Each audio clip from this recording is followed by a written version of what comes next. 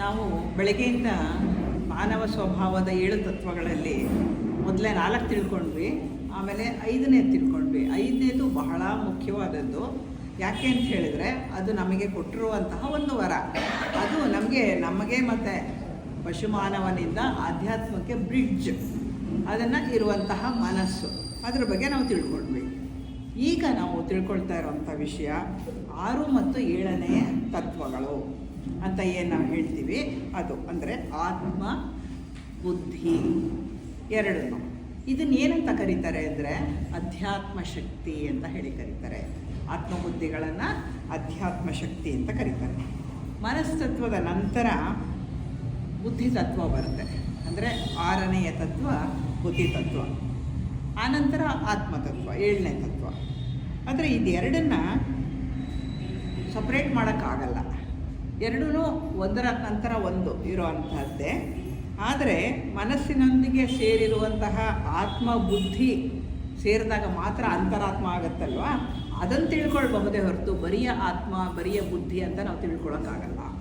ಅದರಿಂದ ಏನು ಮಾಡಬೇಕು ಅಂದರೆ ಆತ್ಮ ಬುದ್ಧಿಯ ಮನಸ್ಸಿನೊಂದಿಗೆ ಸೇರಿರುವಂತಹ ಆತ್ಮ ಬುದ್ಧಿ ಅದರ ಬಗ್ಗೆ ಇವಾಗ ನಾವು ತಿಳ್ಕೊಳ್ತಾ ಇದ್ದೇವೆ.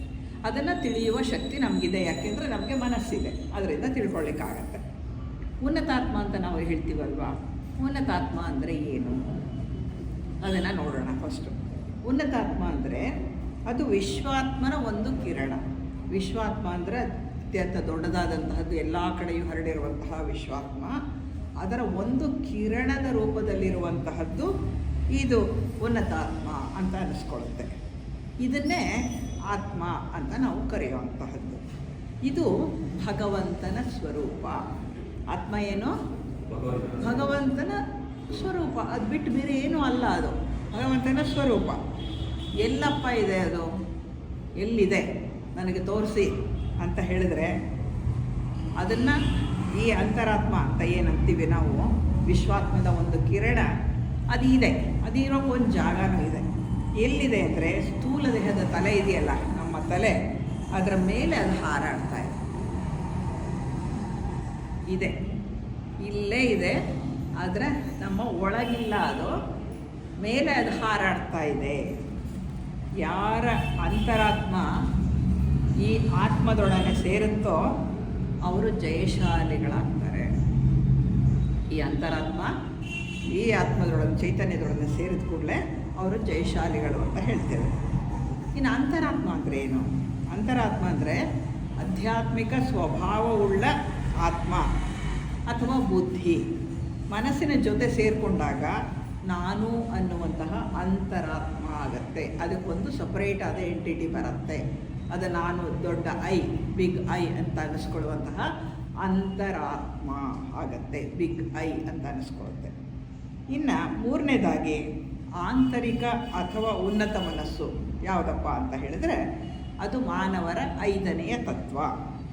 ಅದು ಈ 5ನೆಯ ತತ್ವ ಮನಸ್ಸು ಅನ್ನೋದೇನಿದೆ ಅದು ಬುದ್ಧಿಗೆ ಸೇರಿದಾಗ ಆಧ್ಯಾತ್ಮಿಕವಾದ ನಾನು ಅಂತ ಅನ್ನಿಸ್ಕೊಳ್ಳುತ್ತೆ. ಅಂದರೆ ಅದನ್ನೇ ಉನ್ನತಾತ್ಮ, ಅದು ನನ್ನದೇ ಉನ್ನತಾತ್ಮ ಅಂತ ಹೇಳಿ ಕರೆಸ್ಕೊಳ್ಳುತ್ತೆ. ಅದು ನಿತ್ಯವಾದಂತಹದ್ದು, ಸದಾಕಾಲ ಇರುವಂತಹದ್ದದು. ಮತ್ತು ಪುನರ್ಜನ್ಮಕ್ಕೆ ಕಾರಣವಾಗುವ ನಾನು ಅನ್ನುವ ಆತ್ಮವೂ ಕೂಡ ಅದೇ. ಯಾವುದು ಪುನರ್ಜನ್ಮವನ್ನು ತೆಗೆದುಕೊಳ್ಳಲಿಕ್ಕೆ ಬಿಟ್ಟು ಅದರ ಎಲ್ಲ ಸಾರವನ್ನು ತಾನು ತೆಗೆದುಕೊಳ್ಳುತ್ತೋ ಅದೇ ಆತ್ಮವೇ ಇದು ಅಂತ ಹೇಳಿ ನಮಗೆ ಅರ್ಥ ಆಗುತ್ತೆ. ಆತ್ಮ ಹೇಗಿದೆ? ಯಾರಾದರೂ ಆತ್ಮ ನೋಡಿದ್ದೀರಾ? ಹೇಗಿದೆ ಅದು? ತಿಳ್ಕೋಬೇಕು ಅಂತ ಅನಿಸುತ್ತೆ ಅಲ್ವಾ? ಇದೆ. ಆ ಆತ್ಮ ಒಂದು ಸೂಕ್ಷ್ಮವಾದ ಉಸಿರಿನಂತಹ ಚೈತನ್ಯ. ಒಂದು ಉಸಿರು ಅಂದರೆ ಏನು? ಈಗ ಬಂತಲ್ಲ ಈಚೆಗೆ ಉಸಿರು, ಅದನ್ನು ಕಾಣಿಸಿದ್ ನೋಡಿದ್ವಾ? ಇಲ್ಲ.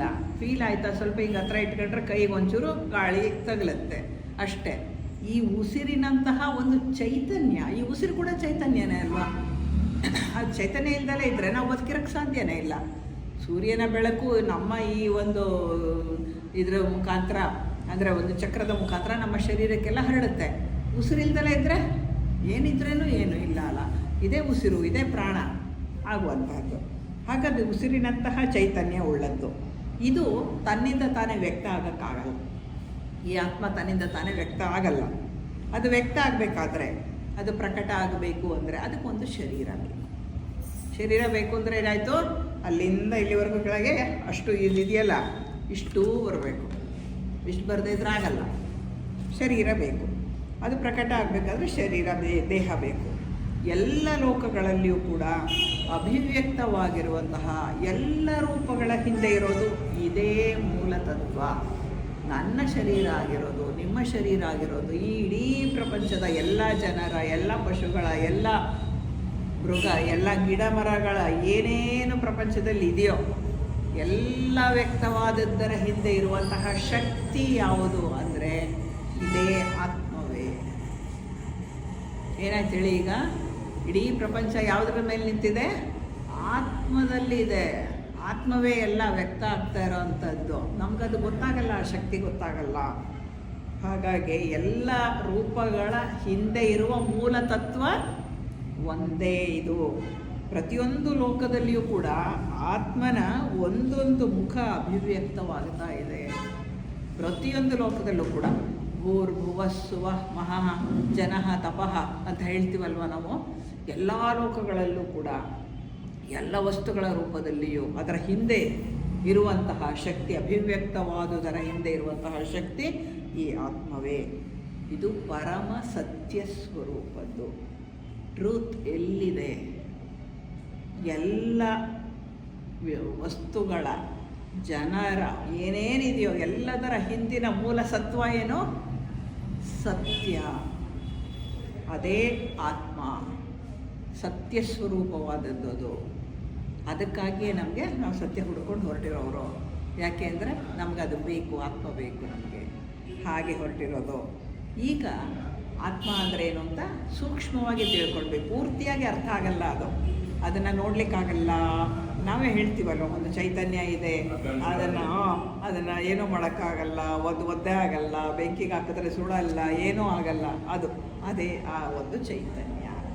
ಅದು ಯಾವಾಗಲೂ ಇರುವಂತಹದ್ದು. ಅದೇ ಮೂಲ ತತ್ವ. ಎಲ್ಲದರ ಹಿಂದೆ, ಇಡೀ ವಿಶ್ವದಲ್ಲಿ ವ್ಯಕ್ತವಾಗುವ ಅಣುವಿನ ಹಿಂದೆಯೂ ಇರುವ ಶಕ್ತಿ ಯಾವುದು? ಆತ್ಮ. ಆತ್ಮತತ್ವ ಅದೇ ಇರುವಂಥದ್ದು. ಇನ್ನು ಬುದ್ಧಿ ಅಂದರೆ ಏನು ಅಂತ ತಿಳ್ಕೊಬೇಕಲ್ವಾ? ಆತ್ಮ ಅಂದರೆ ಎಲ್ಲರ ಹಿಂದೆ ಚೈತನ್ಯ. ಬುದ್ಧಿ ಅಂದರೆ ಅದು ಅರಿವಿನ ಸ್ವರೂಪ. ಅರಿವು ನಮಗೆ ಬಂತು ಅಂದರೆ, ಬುದ್ಧಿ ಇದ್ದರೆ ಅರಿವು ಬರೋಕ್ಕೆ ಸಾಧ್ಯ, ಇಲ್ಲದ್ರೆ ಅರಿವು ಬರಲ್ಲ. ಅದು ಜ್ಞಾನದ ಸ್ವರೂಪ. ದೈವಿಕ ಜ್ಞಾನ ಬುದ್ಧಿಯ ಮುಖಾಂತರ ಅಂತರಾತ್ಮನಿಗೆ ತಲುಪುತ್ತೆ. ನಾವೇನಾದರೂ ತಿಳ್ಕೊಂಡ್ವಿ ಅಂದರೆ ಅದನ್ನು ಅಂತರಾತ್ಮನಿಗೆ ಹೇಗೆ ಕಳಿಸೋದು? ಬುದ್ಧಿ ಮುಖಾಂತರ ತಲುಪುತ್ತೆ ಅವನಿಗೆ. ಹಾಗೆ ಅದು ಬುದ್ಧಿ.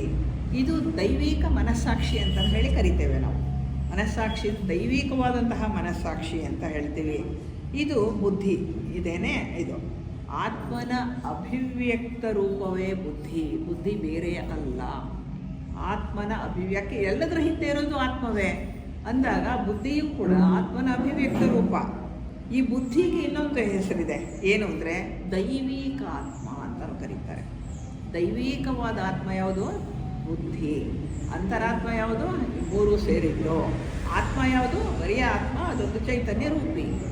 ಇಷ್ಟು ವಿಷಯ ನಮ್ಗೆ ಅರ್ಥ ಆಗಿಬಿಟ್ರೆ ನಮಗೆ ಮುಂದಕ್ಕೆ ಯಾವುದೇ ವಿಷಯವನ್ನು ಅರ್ಥ ಮಾಡ್ಕೊಳ್ಳಿಕ್ಕೆ ಸುಲಭ ಆಗುತ್ತೆ. ಈ ದೈವಿಕವಾದಂತಹ ಆತ್ಮ, ದೈವಿಕ ಆತ್ಮ ಅಥವಾ ಮನಸ್ಸಾಕ್ಷಿ ಅನ್ನೋದು ಈ ಬುದ್ಧಿಯನ್ನೇ ಕುರಿತು ಹೇಳುವುದು. ಈ ದೈವಿಕ ಮನಸ್ಸಾಕ್ಷಿಯು ಸರಿ ತಪ್ಪುಗಳನ್ನು ತಿಳಿಸುತ್ತೆ, ಒಳ್ಳೆಯದು ಕೆಟ್ಟದ್ದನ್ನು ತಿಳ್ಕೊಳ್ಳುತ್ತೆ. ಅಂದರೆ ನಿಜವಾದಂತಹ ಶಂಕರಾಚಾರ್ಯರು ಹೇಳುವ 4 ಇದರಲ್ಲಿ ವಿವೇಕ ವೈರಾಗ್ಯಗಳು ಬರುತ್ತಲ್ಲ, ವಿವೇಕ ಉದಯ ಆಗೋದು ಯಾವಾಗ ಅಂದರೆ ಬುದ್ಧಿ ಪ್ರಜ್ಞೆಯಲ್ಲಿ ನಮ್ಮ ಪ್ರಜ್ಞೆ ಎಚ್ಚರವಾದಾಗ. ಸರಿ ತಪ್ಪುಗಳ ಸರಿಯಾದಂತಹ ಒಂದು ವಿಶ್ಲೇಷಣೆ ನಮಗೆ ಮಾಡಲಿಕ್ಕೆ ಆಗೋದು ಯಾವಾಗ ಅಂದರೆ ಬುದ್ಧಿ ಪ್ರಜ್ಞೆಗೆ ಏರಿದಾಗ ಸರಿ ಯಾವುದು ತಪ್ಪು ಯಾವುದು ಅನ್ನೋದು ಸಂಪೂರ್ಣವಾಗಿ ಗೊತ್ತಾಗುತ್ತೆ. ಯಾಕೆಂದರೆ ಆವಾಗ ಎಲ್ಲವನ್ನ ಎಲ್ಲ ಕಾಲದಲ್ಲಿಯೂ ಎಲ್ಲವನ್ನೂ ತಿಳ್ಕೊಳ್ಳುವಂತಹ ಶಕ್ತಿ ನಮಗಿರುತ್ತೆ. ಅದು ಆಗುತ್ತೆ. ಅದು ದೈವಿಕ ಮನಸ್ಸಾಕ್ಷಿ. ಈ ಬುದ್ಧಿಯನ್ನೇ ದೈವಿಕ ಮನಸ್ಸಾಕ್ಷಿ ಅಂತ ಹೇಳೋದು. ಇದೇ ಸರಿ ತಪ್ಪುಗಳನ್ನು ತಿಳಿಸ್ಕೊಡುವಂತಹದ್ದು, ಕೆಟ್ಟದ್ದು ಎಲ್ಲದನ್ನು ಇದು ತಿಳಿಸ್ಕೊಡುತ್ತೆ. ಇದನ್ನು ನಾವೇನಂತ ಕರಿತೇವೆ ಅಂದರೆ ವಿಜ್ಞಾನಮಯ ಕೋಶ ಅಂತ ಹೇಳಿ ಕರಿತೇವೆ. ಅದನ್ನು ಮನೋಮಯ ಅಂತ ಕರಿತೀವಿ. ಹಿಂದಿನದನ್ನು 5ನೆಯ ತತ್ವವನ್ನು ಇದನ್ನು ವಿಜ್ಞಾನಮಯ ಕೋಶ ಅಂತ ಹೇಳಿ ಕರಿತೇವೆ. ಆಮೇಲೆ ಆತ್ಮ, ಆತ್ಮವನ್ನು ಆತ್ಮಕೋಶ, ಆತ್ಮ ಅಂತ ಹೇಳ್ತೀವಿ ನಾವು. ನಮಗೆ ಆಧ್ಯಾತ್ಮದ ಅರಿವು ಹೇಗೆ ಸಿಗತ್ತೆ? ಮನಸ್ಸಿದ್ದಾಗ ಏನಾಗುತ್ತೆ? ಪ್ರಾಪಂಚಿಕದ ಅರಿವು ಸಿಗತ್ತೆ. ಉನ್ನತ ಮನಸ್ಸು ಬುದ್ಧಿಯೊಡನೆ ಸೇರಿದಾಗ ಏನಾಗುತ್ತೆ? ಆಧ್ಯಾತ್ಮಿಕ ಅರಿವು ಸಿಗತ್ತೆ. ಅಂದರೆ ನಿಮಗೆ ಪ್ರಾಪಂಚಿಕ ಅರಿವು ಬೇಕು ಅಂದರೆ ನಮ್ಮದೇ ಮನಸ್ಸು ಕಾಮದೊಡನೆ ಸೇರಬೇಕಾಗತ್ತೆ. ಅದೇ ನಮ್ಮದೇ ಮನಸ್ಸು ಬುದ್ಧಿಯೊಡನೆ ಸೇರಿದಾಗ ಆಧ್ಯಾತ್ಮಿಕ ಜ್ಞಾನ ಸಿಗುತ್ತೆ. ಇಷ್ಟೇ ವ್ಯತ್ಯಾಸ. ಇದು ಮೇಲ್ಗಡೆ, ಇದು ಕೆಳಗಡೆ ಎಳೆಯೋದು, ಅಷ್ಟೇ ಆಗುವಂಥದ್ದು. ಆಧ್ಯಾತ್ಮಿಕ ಅರಿವು ಸಿಗಬೇಕಾದ್ರೆ ಅದು ಬುದ್ಧಿ ತತ್ವದಿಂದ. ಅಂದರೆ ನಮ್ಮ ಪ್ರಜ್ಞೆ ಉನ್ನತ ಮನಸ್ಸಿನಿಂದ ಬುದ್ಧಿ ಪ್ರಜ್ಞೆಗೆ ಏರಿದಾಗ ಮೊದಲನೇ ದೀಕ್ಷೆ ಸಿಗೋದು ಅವಾಗಲೇ. ಬುದ್ಧಿ ಪ್ರಜ್ಞೆಯಲ್ಲಿ ಚೆನ್ನಾಗಿ ಓಡಾಡೋದಕ್ಕೆ ಪರಿವ್ರಾಜಕ ಅಂತ ಕರೆಯೋದು. ಊರವ್ರು ತಿರುಗೋದನ್ನಲ್ಲ. ಪರಿವ್ರಾಜಕ ಅಂದರೆ ಬುದ್ಧಿ ಪ್ರಜ್ಞೆಯಲ್ಲಿ ಎಲ್ಲವನ್ನ ತಿಳ್ಕೊಳ್ಳೋನು ಪರಿವ್ರಾಜಕ ಅಂತ ಹೇಳಿ ಕರೀತಾರೆ. ಹಾಗಾಗಿ ಬುದ್ಧಿ ಪ್ರಜ್ಞೆಗೆ ಏರುವುದು ಮನುಷ್ಯನ ಒಂದು ಜನ್ಮದಲ್ಲಿ ಅತ್ಯಂತ ಪ್ರಮುಖವಾದಂತಹ ಘಟ್ಟ. ನಮ್ಮ ಪ್ರಜ್ಞೆ ಮನಸ್ಸನ್ನು ಬಿಡಿಸಿಕೊಂಡು, ಉನ್ನತ ಮನಸ್ಸನ್ನು ಬಿಡಿಸಿಕೊಂಡು ಬುದ್ಧಿ ಪ್ರಜ್ಞೆಗೆ ಏರಬೇಕು. ಏರಿದಾಗ ಮೊಟ್ಟ ಮೊದಲ ದೀಕ್ಷೆ ಸಿಗುತ್ತೆ. ಹಾಗೆ ಆಗತ್ತೆ, ಅಧ್ಯಾತ್ಮ ಜೀವನ ನಮ್ಮದಾಗತ್ತೆ. ನಾವೆಲ್ಲರೂ ಕೂಡ ಇದೇ ಸಾಧನೆ ಮಾಡಬೇಕಾಗಿರೋದು. ಏನು? ಮನಸ್ಸನ್ನು ಬಿಟ್ಟು ನಮ್ಮ ಪ್ರಜ್ಞೆ ಬುದ್ಧಿಯಲ್ಲಿ ಹೋಗಿ ಸೇರಬೇಕು. ಅದೇ ನಮ್ಮೆಲ್ಲರ ಸಾಧನೆ. ನೀವು ಏನೇ ಹೆಸರಿಟ್ರೇನೋ ಅದನ್ನು ಇದೇ ಮಾಡಬೇಕಾಗಿರುವಂತಹ ಕೆಲಸ. ಆತ್ಮ ಮತ್ತು ಬುದ್ಧಿಗಳು ಎರಡೂ ಕೂಡ ವಿಶ್ವವ್ಯಾಪಕ ತತ್ವ. ನಮ್ಮ ಕೆಳಮನಸ್ಸಿನಿಂದ ಅರ್ಥ ಆಗದೇ ಇರುವಂತಹ ತತ್ವ. ಹೇಗೆ ಇದೆ ಅದು? ಅದನ್ನು ಅರ್ಥ ಮಾಡಿಸ್ಬಿಡಿ, ನಮಗೆ ತೋರಿಸ್ಬಿಡಿ ಅಂತ ಹೇಳಿದರೆ ಯಾರಿಗೂ ತೋರ್ಸೋಕ್ಕಾಗಲ್ಲ. ಯಾಕೆಂದರೆ ಅದು ಈ ಪಂಚೇಂದ್ರಿಯಗಳಿಗೆ ಕಾಣಿಸುವಂತಹದ್ದಲ್ಲ. ಪಂಚೇಂದ್ರಿಯಗಳಿಗೆ ಅದು ಕಾಣಲ್ಲ. ಅದರಿಂದ ಅದನ್ನು ತೋರ್ಸೋಕ್ಕಾಗಲ್ಲ. ಹೋಗಲಿ ಅದನ್ನು ಮೂಸಿ ನೋಡ್ಬಿಡ್ತೀನಿ, ಅದರ ಸ್ಮೆಲ್ ತೋರಿಸ್ಬಿಡಿ ಅಂದರೆ ಆಗಲ್ಲ. ಯಾಕೆಂದರೆ ಅದು ಪಂಚೇಂದ್ರಿಯಗಳಿಗೆ ಸೇರಿದಂಥದ್ದು. ಹಾಗಾಗಿ ಇವನ್ನ ವಿಶ್ವವ್ಯಾಪಕ ತತ್ವಗಳಾಗಿರೋದ್ರಿಂದ ಅವುಗಳನ್ನು ಹೀಗೆ ಅರಿಯಬಹುದೇ ಹೊರತು ಅದನ್ನು ಯಾವ ರೀತಿಯೂ ನಾವು ತಿಳ್ಕೊಳ್ಳೋಕ್ಕೆ ಆಗಲ್ಲ. ಇವು ಸ್ಥೂಲದಲ್ಲಿ ಆಗಬೇಕು ಅಂದರೆ ಅದಕ್ಕೊಂದು ವ್ಯಕ್ತಿತ್ವ ಬೇಕು. ಅದಕ್ಕೇನು ಹೇಳ್ತಾರೆ? ತಿಳಿಯುವವನು, ನಾನು ಅನ್ನುವ ವ್ಯಕ್ತಿ ಪ್ರಜ್ಞೆ ಬರಬೇಕು. ವ್ಯಕ್ತಿ ಪ್ರಜ್ಞೆ ಇದ್ದಾಗ ನಮಗೆ ಮುಂದಿನದನ್ನು ಅರ್ಥ ಆಗ್ತಾ ಹೋಗುತ್ತೆ. ನಾನು ಅನ್ನುವಂತಹದ್ದು ಯಾವ ತತ್ವಕ್ಕೆ ಸೇರಿದ್ದು? ನಾನು ಅನ್ನೋದು ಮನಸ್ತತ್ವಕ್ಕೆ ಸೇರಿದ್ದು. ನಮಗೆ ಗೊತ್ತಿದೆ ನಾನು ಅನ್ನೋದು ಯಾವುದು? ಮನಸ್ತತ್ವಕ್ಕೆ ಸೇರಿದ್ದು. ನಾವು ಆತ್ಮ ಬುದ್ಧಿಯನ್ನು ಅರ್ಥ ಮಾಡ್ಕೊಳ್ಬೇಕಾದ್ರೆ ಈ ನಾನು ಇದ್ರೇ ನಮ್ಗೆ ಅರ್ಥ ಮಾಡ್ಕೊಳಕ್ಕಾಗೋದು. ನಾನು ಇರೋದೆಲ್ಲಿ? ಮನಸ್ಸಿನಲ್ಲಿ. ಹಾಗಾದರೆ ಮನಸ್ಸೇನು ಮಾಡಬೇಕೀಗ? ಬುದ್ಧಿ ಪ್ರಜ್ಞೆಯ ಜೊತೆಗೆ ಸೇರಿಕೊಳ್ಳಬೇಕು. ಅದು ಆಗಬೇಕಾದಂತಹದ್ದು. ಅಂದರೆ ಮನಸ್ಸಿಗೆ ಸೇರಿದಂತಹ ಈ ನಾನು ಅಂದರೆ ಕರ್ತೃತ್ವ ಭಾವನೆ. ನಾನು ಮಾಡಿದೆ, ನಾನು ನೋಡಿದೆ, ನಾನು ಮಾತಾಡ್ತಿದ್ದೀನಿ, ನಾನು ಈ ಕೆಲಸ ಮಾಡಿದೆ, ನಾನು ಅದೆಲ್ಲ ಮಾಡಿದೆ, ನಾನು ಅಲ್ಲೋದೆ, ನಾನು ಇಲ್ಲಿ ಬಂದೆ, ಏನೇನೆಲ್ಲ ನಾವು ಹೇಳ್ತೀವೋ ಎಲ್ಲವೂ ಕೂಡ ಕರ್ತೃತ್ವ ಭಾವನೆ. ಮಾಡಿದ್ದೇನಕ್ಕೆ ನಾನು ಒಂದಿದ್ದೀನಿ, ನಾನು ಅದಕ್ಕಾಗಿ ನನಗಿದೆಲ್ಲ ಗೊತ್ತಾಗ್ತಾ ಇದೆ. ಈಗ ನಾನು ಇಲ್ಲಿ ಬಂದಿದ್ದೀನಿ ಅಂತ ನಿಮಗೆ ಹೇಗೆ ಗೊತ್ತಾಗ್ತಾ ಇದೆ? ನೀವೆಲ್ಲರೂ ಕೂಡ ನೀವು ಇದ್ದೀರಾ, ನಿಮ್ಮಲ್ಲಿ ಕರ್ತೃತ್ವ ಭಾವನೆ ಇದೆ. ನಾನು ನೋಡ್ತಾ ಇದ್ದೀನಿ, ಇವ್ರನ್ನ ಕೇಳಿಸ್ಕೊಳ್ತಾ ಇದ್ದೀನಿ ಅನ್ನೋ ಭಾವನೆ ನಿಮಗಿದೆ. ನೀವು ಕೇಳಿಸ್ಕೊಳ್ತಾನೂ ಇದ್ದೀರಾ. ಆ ಕರ್ತೃತ್ವ ಭಾವನೆ ನಮಗಿದೆ. ಅದರಿಂದ ನಾನು ನೋಡಿದೆ, ನಾನು ಕೇಳಿದೆ, ನಾನು ತಿಳಿದೆ ಅಂತ ಹೇಳಿದಾಗ, ಈ ರೀತಿ ನಾನು ನೋಡಿದಾಗ ಸ್ವಯಂ ಪ್ರಜ್ಞೆಯ ಅನುಭವ ಬರುತ್ತೆ. ಅಂದರೆ ನಾನು ನೋಡ್ತಾ ಇದ್ದೀನಿ, ನಾನು ಮಾತಾಡ್ತಾ ಇದ್ದೀನಿ, ನಾನು ತಿಳ್ಕೊಳ್ತಾ ಇದ್ದೀನಿ, ನಾನು ಅಲ್ಲಿಂದ ಇಲ್ಲಿಗೆ ಬಂದೆ, ನಾನು ಕೂತ್ಕೊಂಡಿದ್ದೀನಿ. ತಿಳಿಯೋದು ಹೇಗೆ? ಸ್ವಯಂ ಪ್ರಜ್ಞೆ ಅಂತ ಕರೀತಾರೆ. ಅಂದರೆ ಸ್ವತಃ ಪ್ರಜ್ಞೆ ಇದೆ, ಸ್ವಯಂ ಪ್ರಜ್ಞೆ ಅಂತ ಹೇಳಿ. ಈ ಪ್ರಜ್ಞೆ ವ್ಯಕ್ತ ಆಗಬೇಕಾದ್ರೆ ನಮಗೆ ಈ ನಾನು ಅನ್ನೋದು ಬೇಕೇ ಬೇಕು. ನಾನು ಅನ್ನೋದಿಲ್ಲದೆ ಇದ್ದರೆ ಪ್ರಜ್ಞೆ ವ್ಯಕ್ತ ಆಗಲ್ಲ.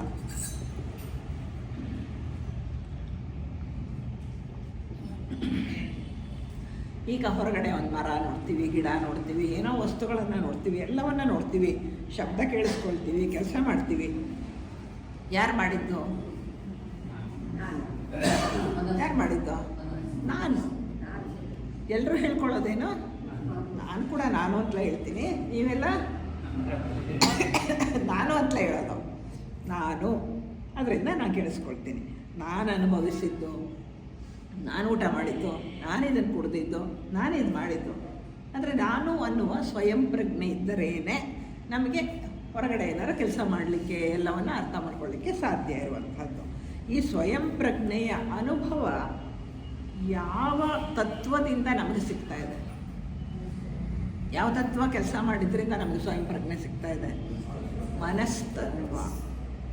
ಮನಸ್ಸು ಕೆಲಸ ಮಾಡಿದ್ರಿಂದ ನಾನು ಅನ್ನೋದು ಬಂತು.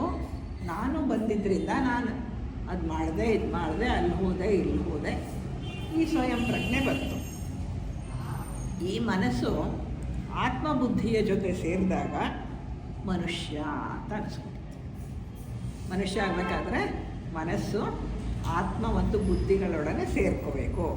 ಅದನ್ನು ತ್ರಿಪುಟಿ ಅಂತಾರೆ. ಮನಸ್ಸು, ಬುದ್ಧಿ, ಆತ್ಮ, ಈ ಮೂರನ್ನು ತ್ರಿಪುಟಿ ಅಂತ ಹೇಳಿ ಕರೀತಾರೆ. ಆತ್ಮ, ಬುದ್ಧಿ, ಮನಸ್ಸು. ನಮ್ಮ ಮನಸ್ಸಿಗೆ ಅಧ್ಯಾತ್ಮದ ಸ್ವಭಾವ ಬರಬೇಕಾದ್ರೆ ಮನಸ್ಸು ಬುದ್ಧಿ ಪ್ರಜ್ಞೆಗೆ ಅಂಟ್ಕೋಬೇಕು, ಅದನ್ನು ಸೇರ್ಕೋಬೇಕು. ಅದಿರುತ್ತೆ, ಜೊತೆಗಿರುತ್ತೆ, ಪೂರ್ತಿಯಾಗಿ ಅದರ ಕಡೆಗೆ ಹೋಗಬೇಕು. ಕಾಮವನ್ನು ಕೈ ಬಿಡಬೇಕಾಗತ್ತೆ. ಆವಾಗ ಕಾಮದಿಂದ ಕಳಚ್ಕೊಂಡಾಗ ಉನ್ನತ ಮನಸ್ಸು ಬುದ್ಧಿ ಪ್ರಜ್ಞೆಗೆ ಸೇರಿಕೊಳ್ಳುತ್ತಲ್ಲ, ಆಗ ಆಧ್ಯಾತ್ಮಿಕ ಮನಸ್ಸು ಅಂತಾರೆ. ಆಗ ಸಾಧನೆ ಬಹಳ ಸುಲಭ ನಮಗೆ. ಯಾಕೆಂದರೆ ಸಾಧನೆ ಮಾಡಲಿಕ್ಕೆ ಈ ಮೂರೇ ಮುಖ್ಯವಾಗಿ ಬೇಕಾದದ್ದು: ಮನಸ್ಸು, ಬುದ್ಧಿ, ಆತ್ಮದ ಒಂದು ಇದು ಶಕ್ತಿ. ಬುದ್ಧಿ ಮತ್ತು ಮನಸ್ಸು ಸೇರಿದಾಗ ವ್ಯಕ್ತಿ ಭಾವನೆ ಬರುತ್ತೆ, ಅಂದರೆ ವೈಯಕ್ತಿಕತೆ ಅನ್ನೋದು ಬರುತ್ತೆ. ಎಲ್ಲ ಲೋಕಗಳಲ್ಲಿಯೂ ಕೂಡ ಆತ್ಮ ಸಂಸರಣೆಯನ್ನು ಸ್ವಪ್ರಜ್ಞೆಯ ಮುಖಾಂತರವೇ ಹೊಂದುತ್ತದೆ. ಅಂದರೆ ಆತ್ಮ ಮೇಲಿಂದ ಕೆಳವರೆಗೂ ಅನುಭವ ಸಿಗಬೇಕು ಅಂದರೆ ಎಲ್ಲ ಶರೀರಗಳಲ್ಲೂ ಕೂಡ ಕೆಳಗಡೆ ಇಳಿದು ಬಂದಾಗ ಯಾವುದರ ಮುಖಾಂತರ ಅವನ ಅನುಭವಗಳನ್ನು ಗಳಿಸ್ತಾನೆ ಅಂದರೆ ಸ್ವಪ್ರಜ್ಞೆಯ ಮುಖಾಂತರ. ಸ್ವಪ್ರಜ್ಞೆ ಅಂದ್ರೇನು? ಆತ್ಮ, ಮನಸ್ಸು ಬುದ್ಧಿಯೊಡನೆ ಸೇರಿದಾಗ ಸ್ವಪ್ರಜ್ಞೆ ಬರುತ್ತೆ.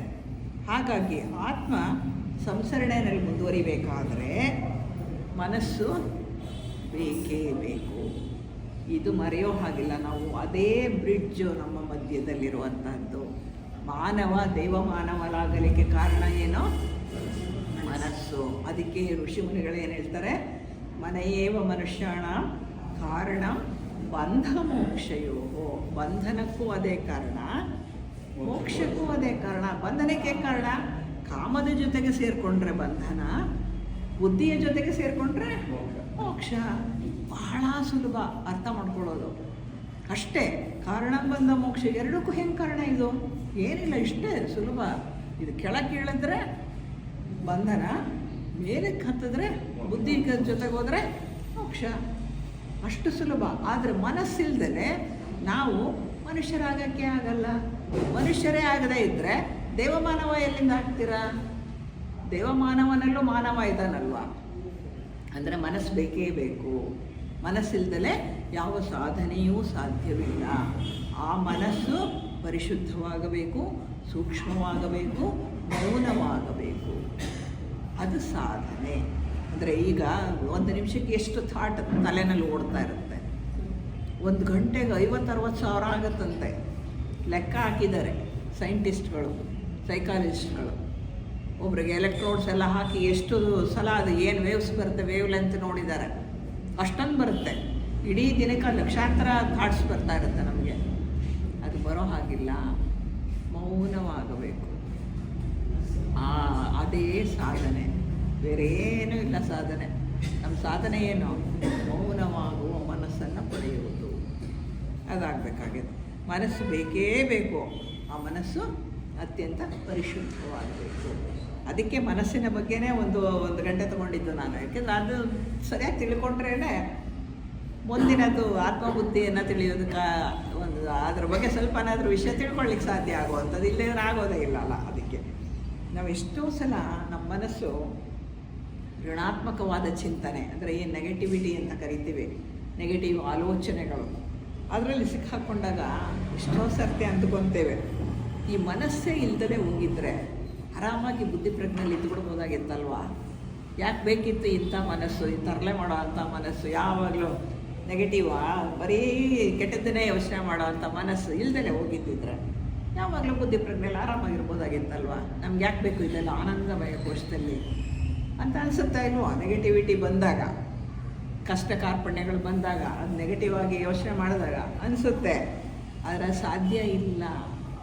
ಯಾಕೆ ಅಂದರೆ ನಿಮ್ಮ ಮನಸ್ಸಿಲ್ದಲೇ ನೀವು ಮುಂದಕ್ಕೆ ಹೋಗೋಕ್ಕಾಗಲ್ಲ. ಮನಸ್ಸಿನ ಜೊತೆಗೆ ನೀವು ಮುಂದಕ್ಕೆ ಹೋಗಬೇಕಾಗತ್ತೆ. ಈ ಮನಸ್ಸೇ ಇಲ್ಲದೆ ಇದ್ದರೆ ಬುದ್ಧಿ ಪ್ರಜ್ಞೆಯಲ್ಲಿ ಇರ್ತೀನಿ ಅಂತ ಹೇಳಿದ್ರೆ ಅದು ಸಾಧ್ಯವಿಲ್ಲ. ಮನಸ್ಸಿನ ಮುಖಾಂತರವೇ ಹೋಗಬೇಕು. ಅದಕ್ಕೆ ಮನಸ್ಸೇ ಬಂಧನಕ್ಕೆ ಮತ್ತು ಮೋಕ್ಷಕ್ಕೆ ಕಾರಣ. ಮೋಕ್ಷಕ್ಕೆ ಹೋಗಬೇಕು ಅಂದಾಗ ಯಾರು ಬೇಕು? ಮನಸ್ಸು ಬೇಕು. ಹಾಗಾಗಿ ಮನಸ್ಸು, ಈ ಸ್ವಪ್ರಜ್ಞೆ ಬರುವುದು ಮನಸ್ಸು ಬುದ್ಧಿಯಲ್ಲಿ ಸೇರಿದಾಗ. ನಾನು ಮಾಡ್ತಾಯಿದ್ದೀನಿ, ನಾನು ಈ ಹಾದಿನಲ್ಲಿ ನಡೀತಾ ಇದ್ದೀನಿ, ನಾನಿಷ್ಟು ಒಂದು ಸ್ವಲ್ಪನಾದರೂ ಮುಂದಕ್ಕೆ ಹೋಗಿದ್ದೀನಿ, ಒಳ್ಳೆತನದಲ್ಲಿದ್ದೀನಿ ಅನ್ನುವ ಈ ಸ್ವಪ್ರಜ್ಞೆ ಬರುತ್ತಲ್ಲ, ಅದು ಬರೋದು ಯಾವಾಗ ಅಂದಾಗ ಮನಸ್ಸು ಬುದ್ಧಿ ಪ್ರಜ್ಞೆಯಲ್ಲಿ ಸೇರಿದಾಗ ಸ್ವಪ್ರಜ್ಞೆ ಬರುತ್ತೆ. ಆ ಸ್ವಪ್ರಜ್ಞೆಯೇ ಮುಂದಕ್ಕೆ ನಮ್ಮನ್ನು ಕರ್ಕೊಂಡು ಹೋಗುವಂತಹ ಒಂದು ವಸ್ತು. ಈ ಸ್ವಪ್ರಜ್ಞೆ ಅಥವಾ ವ್ಯಕ್ತಿತ್ವ ಅಂತ ನಾವೇನು ಕರಿತೀವಿ, ಈ ವ್ಯಕ್ತಿತ್ವ ನಮಗೆ ಬೇಕೇ ಬೇಕು. ಅಂದರೆ ಮನಸ್ಸು ಬೇಕೇ ಬೇಕು. ಆದರೆ ಒಂದು ಕಂಡೀಷನ್, ಮನಸ್ಸು ಪರಿಶುದ್ಧವಾಗಬೇಕು. ತನ್ನ ಕಾಮವನ್ನು ಅದರ ಜೊತೆ ಸೇರೋದನ್ನು ಬಿಡಬೇಕು. ಅದು ಹೇಳ್ತಾ ಇರ್ತೀವಲ್ಲ, ನಮ್ಮ ಮಕ್ಕಳು ಒಳ್ಳೆಯವರೇ ರೀ, ಅದೇನೋ ಕೆಟ್ಟ ಸಹವಾಸ ಅಷ್ಟೇ ಅಂತ. ಹಾಗೆ ನಮ್ಮ ಮನಸ್ಸು ಅದು ಒಳ್ಳೆಯದೇ ಪಾಪ, ಆದರೆ ಏನು ಮಾಡೋದು, ಕೆಟ್ಟ ಸಹವಾಸ ಸೇರ್ಕೊಂಡ್ಬಿಟ್ಟಿದೆ. ಈಗ ಅದು ಸಹವಾಸ ಬಿಡಿಸ್ಬಿಟ್ಟು ಈ ಕಡೆ ಸಹವಾಸಕ್ಕೆ ಹಾಕ್ಬಿಟ್ಟು ಅದನ್ನು. ಅಂದರೆ ಕಾಮದ ಸಹವಾಸವನ್ನು ಬಿಡಿಸಿ ಬುದ್ಧಿಯ ಸಹವಾಸಕ್ಕೆ ನಮ್ಮ ಮನಸ್ಸು ಹೋಗಬೇಕು ಅಲ್ವಾ. ಒಂದೊಂದು ಆಡುವ ಮಾತಿನಲ್ಲೂ ಎಷ್ಟೆಲ್ಲ ಅರ್ಥ ಇರುತ್ತೆ. ನಮ್ಮ ಮಕ್ಕಳು ಒಳ್ಳೆಯವರೇ, ಆದರೆ ಏನು ಮಾಡೋದು, ಸಹವಾಸ ಕೆಟ್ಟದು. ಈಗ ನಮ್ಮದು ಅಷ್ಟೇ, ನಮ್ಮ ಮನಸ್ಸು ಒಳ್ಳೆಯದೇ, ಏನು ಮಾಡೋದು, ಸಹವಾಸ ಇದೆಯಲ್ಲ, ಕಾಮ ಮನಸ್ಸು, ಕಾಮ ಅದ್ರ ಜೊತೆ ಸೇರ್ಕೊಂಡಿದೆ. ಅದನ್ನು ಬಿಡಿಸ್ಬೇಕು. ಈಗ ಹೀಗಾಗುತ್ತೆ. ಹಾಗಾಗಿ ಬುದ್ಧಿ ಕಡೆಗೆ ಅದು ಆಕರ್ಷಿತ ಆಗಬೇಕು. ನಮ್ಮ ಕೆಳ ಮನಸ್ಸಿದೆಯಲ್ಲ, ಅದು ಅನೇಕ ಜನ್ಮಗಳನ್ನು ಎತ್ತುತ್ತೆ ಪಾಪ. ಇವಾಗ ಒಂದೊಂದು ಪುನರ್ಜನ್ಮ ತಗೊಂಡಾಗ ಒಬ್ಬರು ಸತ್ತಾಗ ಮತ್ತು ಅದೇ ಶರೀರ ಸಿಗೋದಿಲ್ಲ. ಮತ್ತು ಮಗುವಾಗಿ ಹೆಣ್ಣಿದ್ರೆ ಗಂಡ ಆಗ್ಬೋದು, ಗಂಡಿದ್ರೆ ಏನಾದರೂ ಆಗ್ಬೋದು, ಗೊತ್ತಿಲ್ಲ ನಮಗೆ. ಮತ್ತು ಹೊಸ ಶರೀರ ಸಿಗುತ್ತೆ. ಅದೇ ರೀತಿ ಹೊಸ ಕಾಮದೇಹ ಶರೀರ, ಅದೇ ರೀತಿ ಹೊಸ ಕೆಳ ಮನಸ್ಸು ಬರುತ್ತೆ ಅವ್ರಿಗೆ ಅಲ್ವಾ. ಇದು ಪ್ರತಿ ಜನ್ಮದಲ್ಲೂ ಬೇರೆ ಆಗ್ತಾ ಇರುತ್ತೆ. ಅಂದರೆ ಪುನರ್ಜನ್ಮಗಳಿಗೆ ಈ ಕೆಳ ಮನಸ್ಸು ಒಳಗಾಗಿ ಈ ಪ್ರಪಂಚದ ಎಲ್ಲ ಅನುಭವಗಳನ್ನು ಪಡ್ಕೊಳ್ಳುತ್ತೆ. ಎಲ್ಲ ಅನುಭವ ಪಡ್ಕೊಂಡಿದ್ರ ಜೊತೆಗೆ ಅದೆಲ್ಲವನ್ನು ಒಟ್ಟಿಗೆ ಸೇರಿಸಿ ಅದರ ಸಾರವನ್ನು ಉನ್ನತ ಮನಸ್ಸಿಗೆ ಕೊಡುತ್ತೆ. ಅಂದರೆ ಯಾವುದು ಬುದ್ಧಿಗೆ ತಲುಪುತ್ತೋ ಆ ಮನಸ್ಸಿಗೆ ಅದು ಅರೂಪ ಅಂತೇನು ಹೇಳ್ತೀವಿ, ಕಾರಣ ಶರೀರ ಅಂತೇನು ಹೇಳ್ತೀವಿ. ಕಾರಣ ಶರೀರದಲ್ಲೇ ನಮ್ಮ ಎಲ್ಲ ಸರಕು ತುಂಬಿರೋದು. ಅದು ತುಂಬಿಸಿ ಇಟ್ಟಿದ್ದೀವಿ. ಇಷ್ಟಾಗಿದೆ, ಅದು ಬೇಕಾದಷ್ಟಾಗಿದೆ ಕಾರಣ ಶರೀರ. ಮೊದಲೇ ದೀಕ್ಷೆಯಲ್ಲಿ ಏನಾಗುತ್ತೆ, ಕಾರಣ ಶರೀರ ಹೋಗಿ ಹೊಸ ಕಾರಣ ಶರೀರ ಕಟ್ಟಲ್ಪಡುತ್ತದೆ. ಈ ಕಾರಣ ಶರೀರಕ್ಕೆ ಸೇರಿಸ್ತೀವಿ ನಾವು. ಅಂದರೆ ಉನ್ನತ ಮನಸ್ಸಿಗೆ ಎಲ್ಲ ಸಾರವನ್ನು ತುಂಬಿ ನಮ್ಮ ಒಂದೊಂದು ಜನ್ಮದ ಸಾರವನ್ನು ಅವನಿಗೆ ಕೊಡ್ತೀವಿ. ಅವನು ಅದನ್ನು ತುಂಬಿ ಇಡ್ತಾನೆ ಕಾರಣ ಶರೀರದಲ್ಲಿ. ಹಾಗಾಗಿ ಉನ್ನತ ಮನಸ್ಸಿನ ಕೋಶ ಕಾರಣ ಶರೀರ. ಈ ಕಾರಣ ಶರೀರದಲ್ಲಿ ನಮ್ಮ ಎಲ್ಲ ಜನ್ಮಾಂತರದ ನೆನಪುಗಳು ಎಲ್ಲವೂ ಕೂಡ ತುಂಬಿಕೊಂಡಿದೆ. ಅದರಲ್ಲಿ ನಾವು ಪಟ್ಟ ಕಷ್ಟಗಳಿರ್ಬೋದು, ಸುಖಗಳಿರ್ಬೋದು, ಏನೇನು ಪಾಠ ಕಲಿತ್ವಿ ಅದು ಎಲ್ಲವೂ ಕೂಡ ನಮ್ಮ ಕಾರಣ ಶರೀರದಲ್ಲಿ ಸ್ಟೋರ್ಡ್, ಎಲ್ಲ ರೆಡಿಯಾಗಿದೆ. ಆಗ ಏನಾಗುತ್ತೆ, ಉನ್ನತ ಮನಸ್ಸು ಬುದ್ಧಿ ಜೊತೆ ಸೇರುತ್ತೆ. ಇನ್ನೆಂದೂ ಕೂಡ ಆತ್ಮನ ಪ್ರಕಾಶದಿಂದ, ಇವೆರಡೂ ಕೂಡ ಆತ್ಮನ ಪ್ರಕಾಶದಿಂದ ಬೆಳಗುತ್ತಾ ಇರ್ತವೆ. ಅಂದರೆ ಯಾವಾಗ ಕಾಮದಿಂದ ಬಿಡಿಸಿಕೊಂಡಂತಹ ಉನ್ನತ ಮನಸ್ಸು ಅಂದರೆ ಕಾರಣ ಶರೀರ ಬುದ್ಧಿಯೊಡನೆ ಸೇರುತ್ತೋ ಆಗ ಆತ್ಮನ ಬೆಳಕು ಇವೆರಡರ ಮೇಲೆ ಬೀಳುತ್ತೆ. ಅಲ್ಲಿವರೆಗೆ ಬಿದ್ದಂತಹ ಬೆಳಕನ್ನು ಪ್ರತಿಫಲಿಸೋದಕ್ಕೆ ಇವಕ್ಕೆ ಶಕ್ತಿ ಇರೋದಿಲ್ಲ ಕೆಳಗಡೆ ಇದ್ದಾಗ.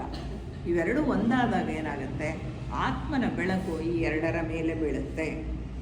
ಆಗ ಮೂರೂ ಕೂಡ ಒಂದಾಗುತ್ತೆ. ಅಂದರೆ ಆತ್ಮ, ಬುದ್ಧಿ, ಮನಸ್ಸು ಮೂರು ಒಂದಾಗುತ್ತದೆ. ಯಾವಾಗ ಆತ್ಮನ ಬೆಳಕು ಅದೆರಡರ ಮೇಲೆ ಬಿದ್ದಾಗ, ಇದು ಪೂರ್ತಿಯಾಗಿ ಅದನ್ನು ತುಂಬಿಸಿ ಕೊಟ್ಟಾಗ ಆವಾಗ ಏನಾಗುತ್ತೆ, ಅದು ವಿಶ್ವಾತ್ಮನ ಒಂದು ಕಿರಣವಾಗುತ್ತೆ. ಇದುವರೆಗೂ ಏನಿತ್ತು, ಕಿಡಿ ಇತ್ತು. ಕಿಡಿ ಈಗ ಜನ್ಮಾಂತರಗಳ ಅನುಭವ ಸೇರಿಸ್ಕೊಂಡು ಅದನ್ನೆಲ್ಲ ಕಾರಣ ಶರೀರದಲ್ಲಿ ತುಂಬಿ ಅದನ್ನು ಬುದ್ಧಿಗೆ ಕೈಗೆ ಒಪ್ಪಿಸಿದಾಗ ಏನಾಗುತ್ತೆ, ಆವಾಗ ಅದು ವಿಶ್ವಾತ್ಮನ ಒಂದು ಕಿರಣವಾಗುತ್ತೆ. ಆಗ ಮಾತ್ರ ಆತ್ಮನಿಗೆ ಕೆಳಗಿನ ಎಲ್ಲ ಲೋಕಗಳಲ್ಲೂ ಕೂಡ ಸ್ವಪ್ರಜ್ಞೆಯಿಂದ ಕೆಲಸ ಮಾಡುವ ಶಕ್ತಿ ಬರುತ್ತೆ. ಅಂದರೆ ಜೀವನ್ಮುಕ್ತ ಮಹಾತ್ಮರು ಎಷ್ಟು ಸಲೀಸಾಗಿ ಯಾವ ಕೋಶದಲ್ಲಿ ಬೇಕಾದರೂ ಕೆಲಸ ಮಾಡಬಲ್ಲರು, ಯಾವಲ್ಲಿ ಎಲ್ಲಿ ಬೇಕಾದರೂ ಕೆಲಸ ಮಾಡಬಲ್ಲರು. ನಮಗಾಗುತ್ತಾ? ನಮಗಾಗಲ್ಲ ಇನ್ನು. ಯಾಕೆಂದರೆ ನಮ್ಮ ಎಲ್ಲ ಕೋಶಗಳು ಪೂರ್ತಿಯಾಗಿ ಬೆಳೆದಿಲ್ಲ. ಆ ರೀತಿಯಾಗಿರೋದ್ರಿಂದ ಹೀಗೆ ನಮ್ಮ ಆತ್ಮನ ಬೆಳಕು ಎಲ್ಲದರ ಮೇಲೂ ಬಿದ್ದಿಲ್ಲ. ಬಿದ್ದಾಗ ಎಲ್ಲವೂ ಕೂಡ ಸರಿ ಹೋಗುತ್ತೆ. ಆವಾಗ ಎಲ್ಲ ಲೋಕಗಳಲ್ಲೂ ಸ್ವಪ್ರಜ್ಞೆಯಿಂದ ಕೆಲಸವನ್ನು ಮಾಡುವಂತಹ ಶಕ್ತಿ ನಮಗೆ ಸಿಗುತ್ತೆ. ಅದರ ಕಾಮಲೋಕದಲ್ಲೂ ನಾವು ಅದನ್ನು ಸುಮ್ಮನೆ ಕೂತಿರ್ತೀನಿ, ನನ್ನ ಕಾಮದೇಹ ಮಾತ್ರ ಹೋಗಿ ಎಲ್ಲಿ ಬೇಕೋ ಹೋಗಿ ಏನು ಕೆಲಸ ಬೇಕೋ ಮಾಡಿ ಬರ್ಬೋದು, ನನ್ನ ಮನೋದೇಹ ಕೂಡ ಹೋಗಿ ಹಂಗೆ ಬರ್ಬೋದು. ಆ ಸ್ಥಿತಿ ಬರುತ್ತೆ ಯಾವಾಗ ಆತ್ಮನ ಬೆಳಕು ಎರಡರ ಮೇಲೆ ಬಿದ್ದಾಗ. ಆವಾಗ ಈ ಶಕ್ತಿ ಸಿಗುತ್ತೆ. ಇದೇ ಆಗಬೇಕಾದ ಕೆಲಸ. ನಮ್ಮೆಲ್ಲರ ಕೆಲಸ ಏನು, ಸಾಧನೆ ಏನು? ಇಷ್ಟೇ. ಆತ್ಮನ ಬೆಳಕು ಮನಸ್ಸು ಮತ್ತು ಬುದ್ಧಿಯ ಮೇಲೆ ಬೀಳುವ ರೀತಿಯಲ್ಲಿ ಮನಸ್ಸನ್ನು ಸಿದ್ಧ ಮಾಡುವುದು. ಹೇಗೆ ಸಿದ್ಧ ಮಾಡೋದು? ಕಾಮದಿಂದ ಪೂರ ಬಿಡಿಸಿದಾಗ ಸಿದ್ಧ ಆಗತ್ತೆ. ಇಷ್ಟೇ ಸಾಧನೆಯೆಲ್ಲ ಏನು? ಅಧಮ ಚತುಷ್ಟಯವನ್ನು ಸಂಪೂರ್ಣವಾಗಿ ಅದನ್ನು ತಣ್ಣಗೆ ಮಾಡುವುದು, ಬಾಕಿಯ ಕಡೆಗೆ ಗಮನ ಕೊಡುವುದು, ಉನ್ನತವಾಗಿಯೇ ಯೋಚನೆ ಮಾಡುವುದು, ಉನ್ನತ ಕೆಲಸಗಳನ್ನೇ ಮಾಡುವಂತಹದ್ದು. ಇದೇ ಕೆಲಸ ಆಗಬೇಕಾಗಿತ್ತು. ಅಂದರೆ ಕೆಳಮನಸ್ಸು ತನ್ನ ಜನ್ಮ ಜನ್ಮಾಂತರದ ಅನುಭವಗಳನ್ನು ಮನಸ್ಸಿಗೆ ತಲುಪಿಸಿದ್ದು ಉನ್ನತ ಮನಸ್ಸು ಬುದ್ಧಿಯೊಡನೆ ಒಂದಾಗಬೇಕು. ಆವಾಗೇನಾಗುತ್ತೆ? ಆತ್ಮನ ಪ್ರಕಾಶ ಎಲ್ಲದರ ಮೇಲೆ ಬೀಳೋದಕ್ಕೆ ಸಾಧ್ಯ ಆಗುತ್ತೆ. ಎಷ್ಟು ಜನ ಯೋಗಿಗಳ ಒಂದು ಫೋಟೋಗಳನ್ನು ನೋಡಿದ್ರೆ ಹಿಂದೆ ಎಷ್ಟು ದೊಡ್ಡದಾದಂತಹ ಒಂದು ಆರ ಇರೋದನ್ನು ತೋರಿಸ್ತಾರೆ. ಅದರ ಕಾರಣ ಏನು? ಆತ್ಮನ ಬೆಳಕು ಹಾಗೆ ಅದು ಚೆಲ್ತಾ ಇದೆ ಅಂತ ಹೇಳಿ ಅದನ್ನು ತೋರಿಸ್ತಾರೆ. ಹಾಗೆ ಆತ್ಮನ ಪ್ರಕಾಶ ಎಲ್ಲದರ ಮೇಲೆ ಬೀಳ್ತಾ ಇರುತ್ತೆ. ಆಗ ಅದು ವಿಶ್ವಾತ್ಮನ ಒಂದು ಕಿರಣ ಅಂತ ಅನ್ನಿಸ್ಕೊಳ್ಳುತ್ತೆ. ಅಂದರೆ ಪ್ರಾರಂಭದಲ್ಲಿ ಒಂದು ಸಣ್ಣ ಕಿಡಿಯಾಗಿ ವಿಶ್ವಾತ್ಮನಿಂದ ಹೊರ ಬಂದಿದ್ದು ಏನಾಯ್ತು? ಈಗ ದೊಡ್ಡ ಕಿರಣವಾಗಿ ವಿಶ್ವಾತ್ಮನಲ್ಲಿಯೇ ಸೇರಿ ಹೋಯಿತು ಅನ್ನೋದಾಗತ್ತೆ. ಕಿಡಿ ಇದ್ದದ್ದು ಕಿರಣವಾಯಿತು. ಸಂಸರಣೆಯ ಉದ್ದೇಶ ಏನಿದೆ? ಇದೇ ಉದ್ದೇಶ, ಬೇರೆ ಏನೂ ಇಲ್ಲ. ನಾವು ಇಷ್ಟು ಹುಟ್ಟೋದು, ಇಷ್ಟು ಕಷ್ಟಪಡೋದು, ಇಷ್ಟೆಲ್ಲ ಪಜೀತೆಗಳು ಕೊಡೋದು, ಏನೆಲ್ಲ ಮಾಡೋದು ಯಾವುದಕ್ಕೆ? ಇಷ್ಟಕ್ಕೋಸ್ಕರವಾಗಿ. ಅದರ ಉದ್ದೇಶ ನಮಗೆ ಗೊತ್ತಿಲ್ಲ. ಅದಕ್ಕಾಗಿ ದಾರಿ ತಪ್ತಾ ಇದ್ದೀವಿ. ನಾವು ಸಾಧನೆಯ ದಿಕ್ಕುಗಳನ್ನು ಬದಲಾಯಿಸಿಬಿಡ್ತಿದ್ದೀವಿ. ಬದಲಾಯಿಸೋದು ಬೇಕಾಗಿಲ್ಲ.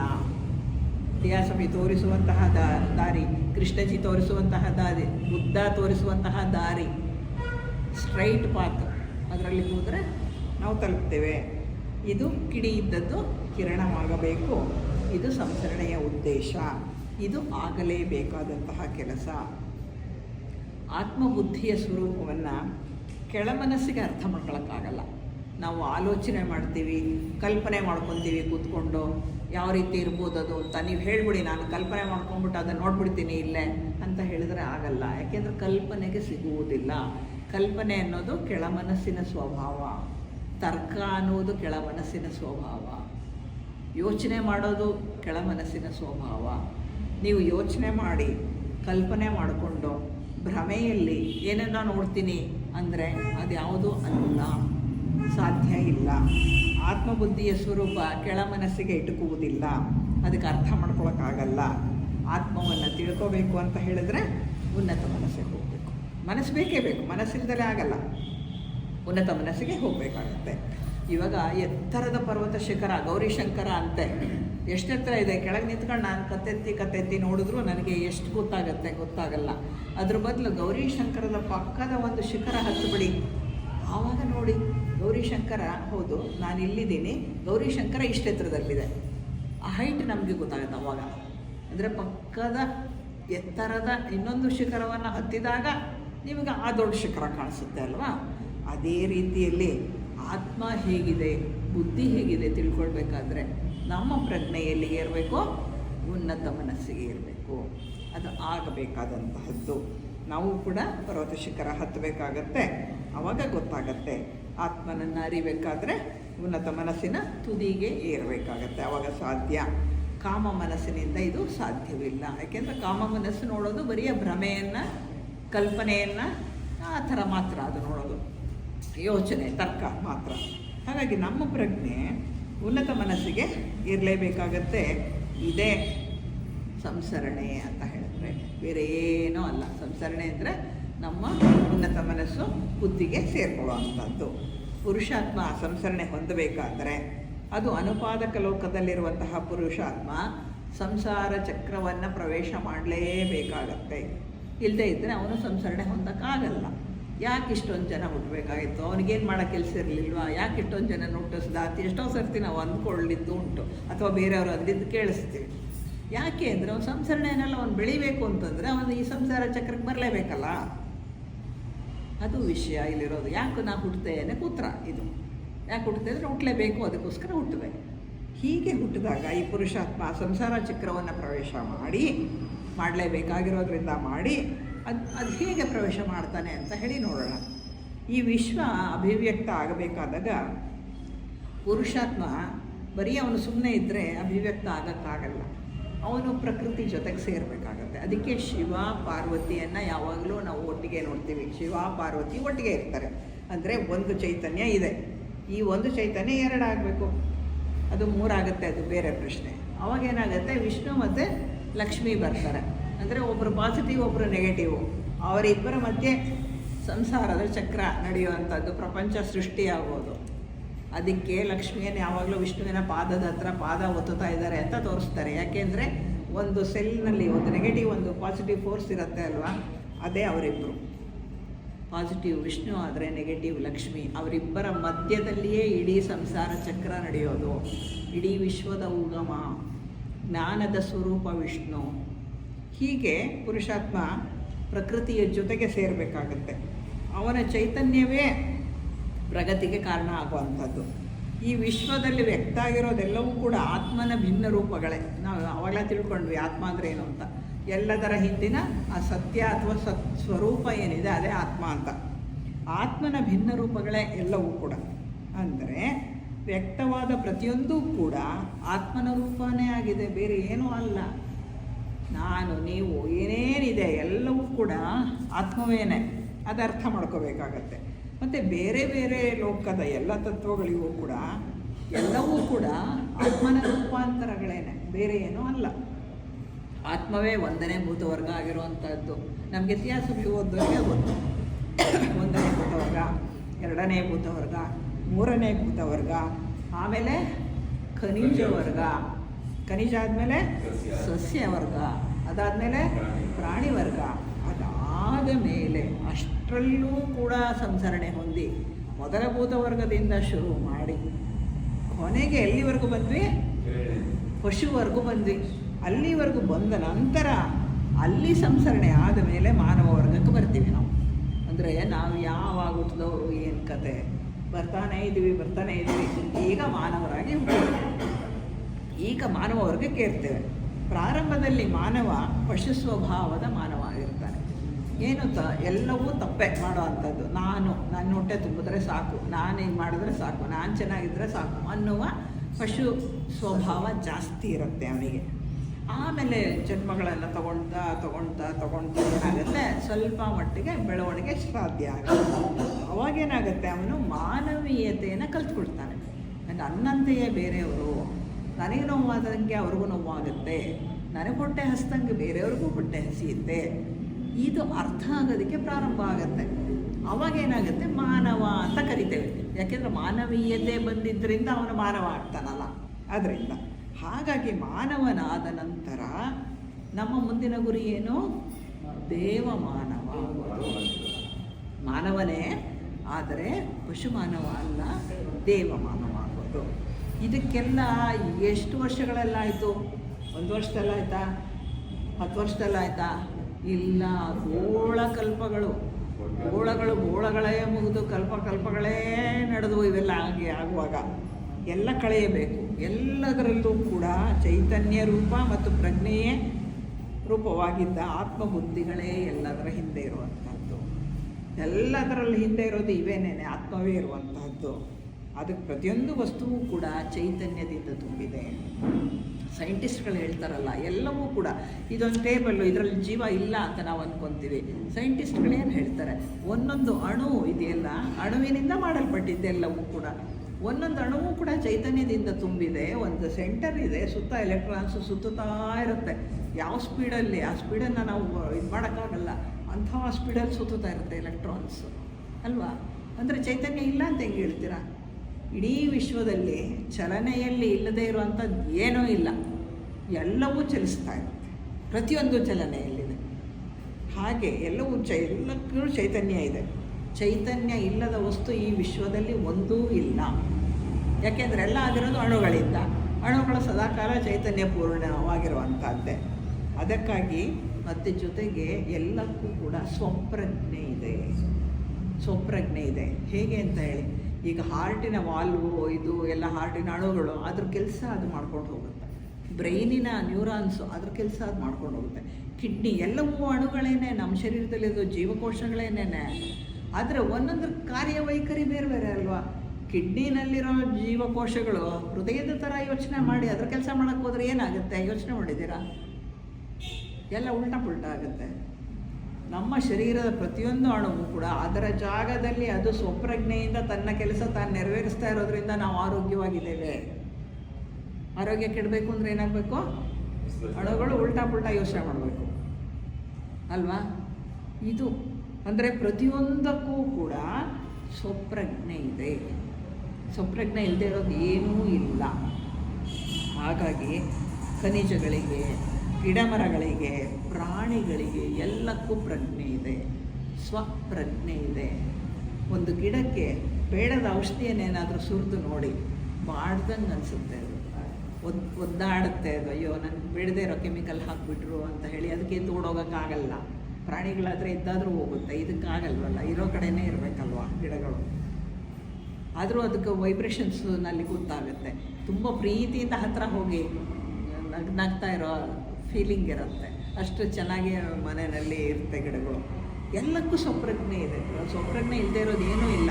ಮೆಟಲ್ಗೂ ಸ್ವಪ್ರಜ್ಞೆ ಇದೆ, ಪ್ರತಿಯೊಂದಕ್ಕೂ ಇದೆ. ಅದನ್ನು ಬೋಸ್ರವರು ಇವರೆಲ್ಲ ತಿಳಿಸ್ಕೊಟ್ಟಿದ್ದಾರೆ ಹೇಗೆ ಅದು ಅಂತ ಹೇಳಿ. ಆ ಡೀಟೇಲ್ಸ್ಗೆ ನಾವು ಹೋಗೋದು ಬೇಡ. ಈ ರೀತಿ ಸ್ವಪ್ರಜ್ಞೆ ಇದ್ದೇ ಇರುತ್ತೆ. ಅನೇಕ ಜನ ಕವಿಗಳು ಈ ವಿಶ್ವ ಅನ್ನೋದು ಹೇಗೆ ಒಂದು ಬೆಳಗುತ್ತಾ ಇದೆ ಅನ್ನೋದನ್ನು ವರ್ಣನೆಗಳಲ್ಲಿ, ಕವಿತೆಗಳಲ್ಲಿ ವರ್ಣನೆ ಕೊಡ್ತಾರೆ. ಕವಿತೆಗಳನ್ನು ಬರೆಯುವಾಗ ಇಡೀ ವಿಶ್ವ ಯಾವ ರೀತಿ ಬೆಳಗುತ್ತಾ ಇದೆ, ಯಾವ ರೀತಿ ಜ್ಯೋತಿಪೂರ್ಣವಾಗಿದೆ ಅಂತ ಹೇಳಿ ಹೇಳ್ತಾರೆ. ಜಗಜ್ಯೋತಿ, ನಿರಂತರ ಜ್ಯೋತಿ ಸದಾಕಾಲ ಉರಿಯುತ್ತೆ ಅಂತ ಎಂಥ ಮಂಗಳಾರತಿ ಗೀತೆಗಳಿದ್ದಾವೆ. ನಿರುಪಾಧಿಕ ನಿರ್ಮಲ ಜ್ಯೋತಿ ಬೆಳಗುತ್ತಿದೆ ಎಲ್ಲ ಕಡೆನೂ. ಅದನ್ನು ಹೇಳ್ತಾರೆ, ಮಂಗಳಾರತಿಯಲ್ಲಿ ಹೇಳ್ತಾರೆ, ಅದನ್ನು ಹಾಡನ್ನ ಹೇಳ್ತಾರೆ. ನಿರುಪಾಧಿಕ ನಿರ್ಮಲ ಚೈತನ್ಯ ಜ್ಯೋತಿ ರೂಪದಲ್ಲಿ ಬೆಳಗುವಂತಹದ್ದು. ಅಂದರೆ ಎಲ್ಲ ಕಡೆಯೂ ಅದಿದೆ ಅಂತ.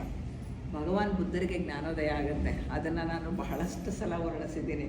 ಅದರಲ್ಲೂ ಗೋರಿಬಿದ್ನೂರಿನವ್ರಿಗೆ ಚೆನ್ನಾಗಿ ಗೊತ್ತು. ಭಾಳ ನಾನು ಬುದ್ಧರದ್ದೇ ತಗೊಳ್ತಾ ಇದ್ದೆ. ಅದರಲ್ಲಿ ಅವರಿಗೆ 3ನೇ ಜಾವದಲ್ಲಿ ಆಗುತ್ತೆ ಅವರಿಗೆ ಜ್ಞಾನೋದಯ ಪೂರ್ತಿ ಆಗ್ತದೆ. ಮೊದಲನೇ ಜಾವದಲ್ಲಿ ಅವರಿಗೆ ಅವರ ಹಿಂದಿನ ಎಲ್ಲ ಜನ್ಮಗಳು, ಜಾತಕ ಕಥೆಗಳು ಏನಿದೆ, ಜಾತಕದ ಇದು ಬರ್ತಲ್ಲ, ಅದಷ್ಟು ಅವರಿಗೆ ಗೊತ್ತಾಗುತ್ತೆ. 2ನೇದ್ರಲ್ಲಿ ಏನಾಗುತ್ತೆ, ಎಲ್ಲವನ್ನ ತಿಳ್ಕೊಳ್ತಾರೆ ಅವರು. ಅಂದರೆ ಸೃಷ್ಟಿ, ಸ್ಥಿತಿ, ಕಾರ್ಯ ಹೇಗಿದೆ, ಮುಂದೆ ಹೇಗೆ ನಡೆಯುತ್ತೆ ಎಲ್ಲ ತಿಳ್ಕೊಳ್ತಾರೆ.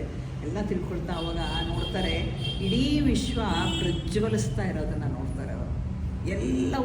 ಎಲ್ಲವೂ ಬೆಳಗುತ್ತಾ ಇದೆ ಅಂತ ಹೇಳ್ತಾರೆ. ಇಡೀ ವಿಶ್ವ ಜ್ಞಾನೋದಯ ಆದಾಗ ಅವ್ರು ಹೇಳೋ ಮಾತು, ನಾನು ಎಲ್ಲೆಲ್ಲೂ ಜ್ಯೋತಿಯನ್ನು ನೋಡ್ತಾ ಇದ್ದೇನೆ, ಈ ವಿಶ್ವವು, ಇಡೀ ವಿಶ್ವ ಬೆಳಕಿನಿಂದ ಪ್ರಜ್ವಲಿಸುತ್ತಿದೆ ಅಂತ ಹೇಳ್ತಾರೆ. ಸಾಕ್ಷಾತ್ ಕಾಣುತ್ತೆ ಅವರಿಗೆ ಪ್ರಜ್ವಲಿಸುತ್ತಿರುವಂತಹ ಬೆಳಕು. ಎಲ್ಲರಲ್ಲಿಯೂ, ಎಲ್ಲದರ ಹಿಂದೆಯೂ ಬರೀ ಬೆಳಕೆ ಕಾಣಿಸುತ್ತೆ ಅವರಿಗೆ. ಹೀಗೆ ಅವ್ರು ಹೇಳ್ತಾರೆ, ಜೆ ಕೃಷ್ಣಮೂರ್ತಿ ಅವರು ಏನು ಹೇಳ್ತಾರೆ, ಎಲ್ಲೆಲ್ಲೂ ಪ್ರೇಮವೇ ಇದೆ ಅಂತ ಹೇಳ್ತಾರೆ. ಆ ಪ್ರೇಮವೇ ಅದೇ ಜ್ಯೋತಿ ಅಂತ ಅದರ ಅರ್ಥದಲ್ಲಿ ಹೇಳ್ತಾರೆ. ಎಲ್ಲ ಕಡೆಯೂ ನಾನು ಪ್ರೇಮವನ್ನೇ ನೋಡ್ತೇನೆ, ಪ್ರೇಮ ಬಿಟ್ಟು ಬೇರೆ ಏನನ್ನು ನೋಡೋದಿಲ್ಲ ಅಂತ ಹೇಳ್ತಾರೆ ಕೃಷ್ಣಮೂರ್ತಿ ಅವರು. ಪ್ರತಿಯೊಂದರಲ್ಲೂ ಪ್ರೇಮವನ್ನು ನೋಡ್ತಾರೆ ಅವರು. ಆ ರೀತಿಯಲ್ಲಿ ನೋಡ್ತಾರೆ. ಅದೇ ಜ್ಯೋತಿ.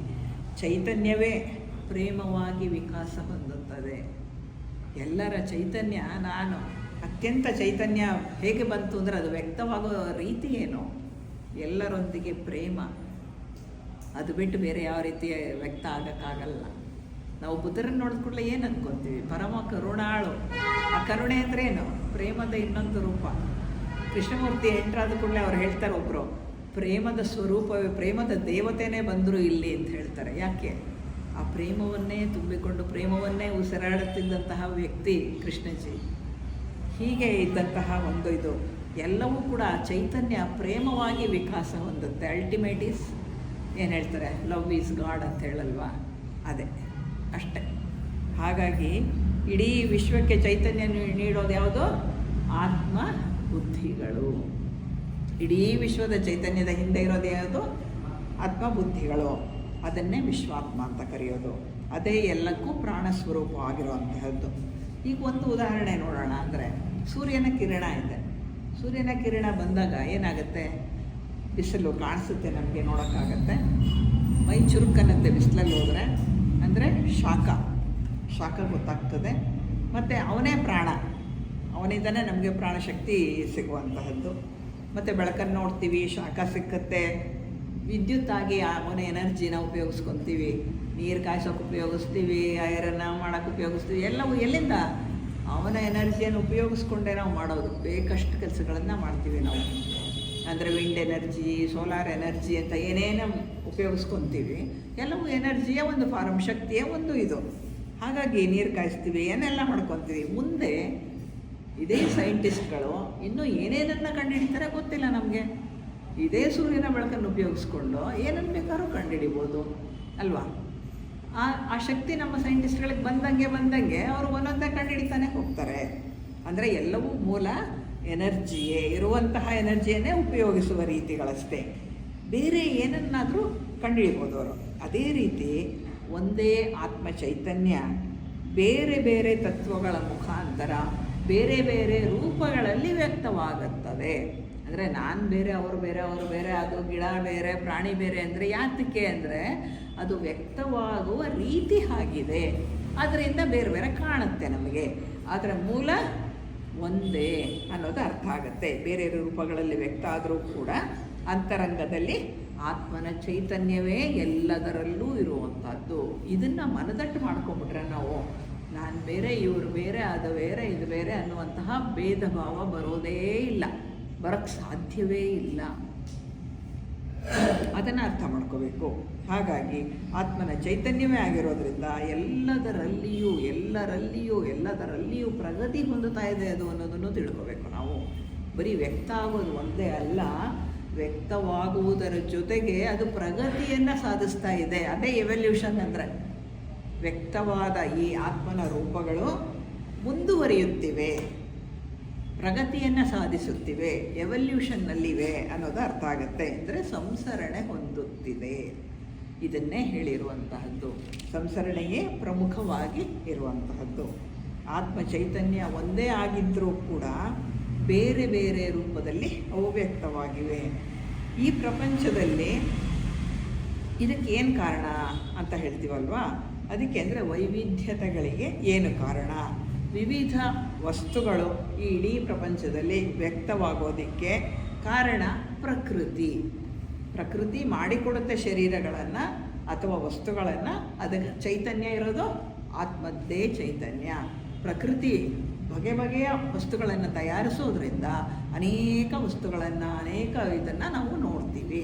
ಆದರೆ ಅದರ ಹಿಂದೆ ಇರುವಂತಹ ಚೈತನ್ಯ ಆತ್ಮನದ್ದೇ ಚೈತನ್ಯ. ಆತ್ಮ ಚೈತನ್ಯ ರೂಪದ್ದು ಪ್ರಕೃತಿ ಮಾಡಿಕೊಡುವ ರೂಪಗಳಲ್ಲಿ ಆತ್ಮ ಚೈತನ್ಯ ವ್ಯಕ್ತವಾಗುತ್ತದೆ. ಇದು ತಿಳ್ಕೊಬೇಕಾಗಿರೋದು.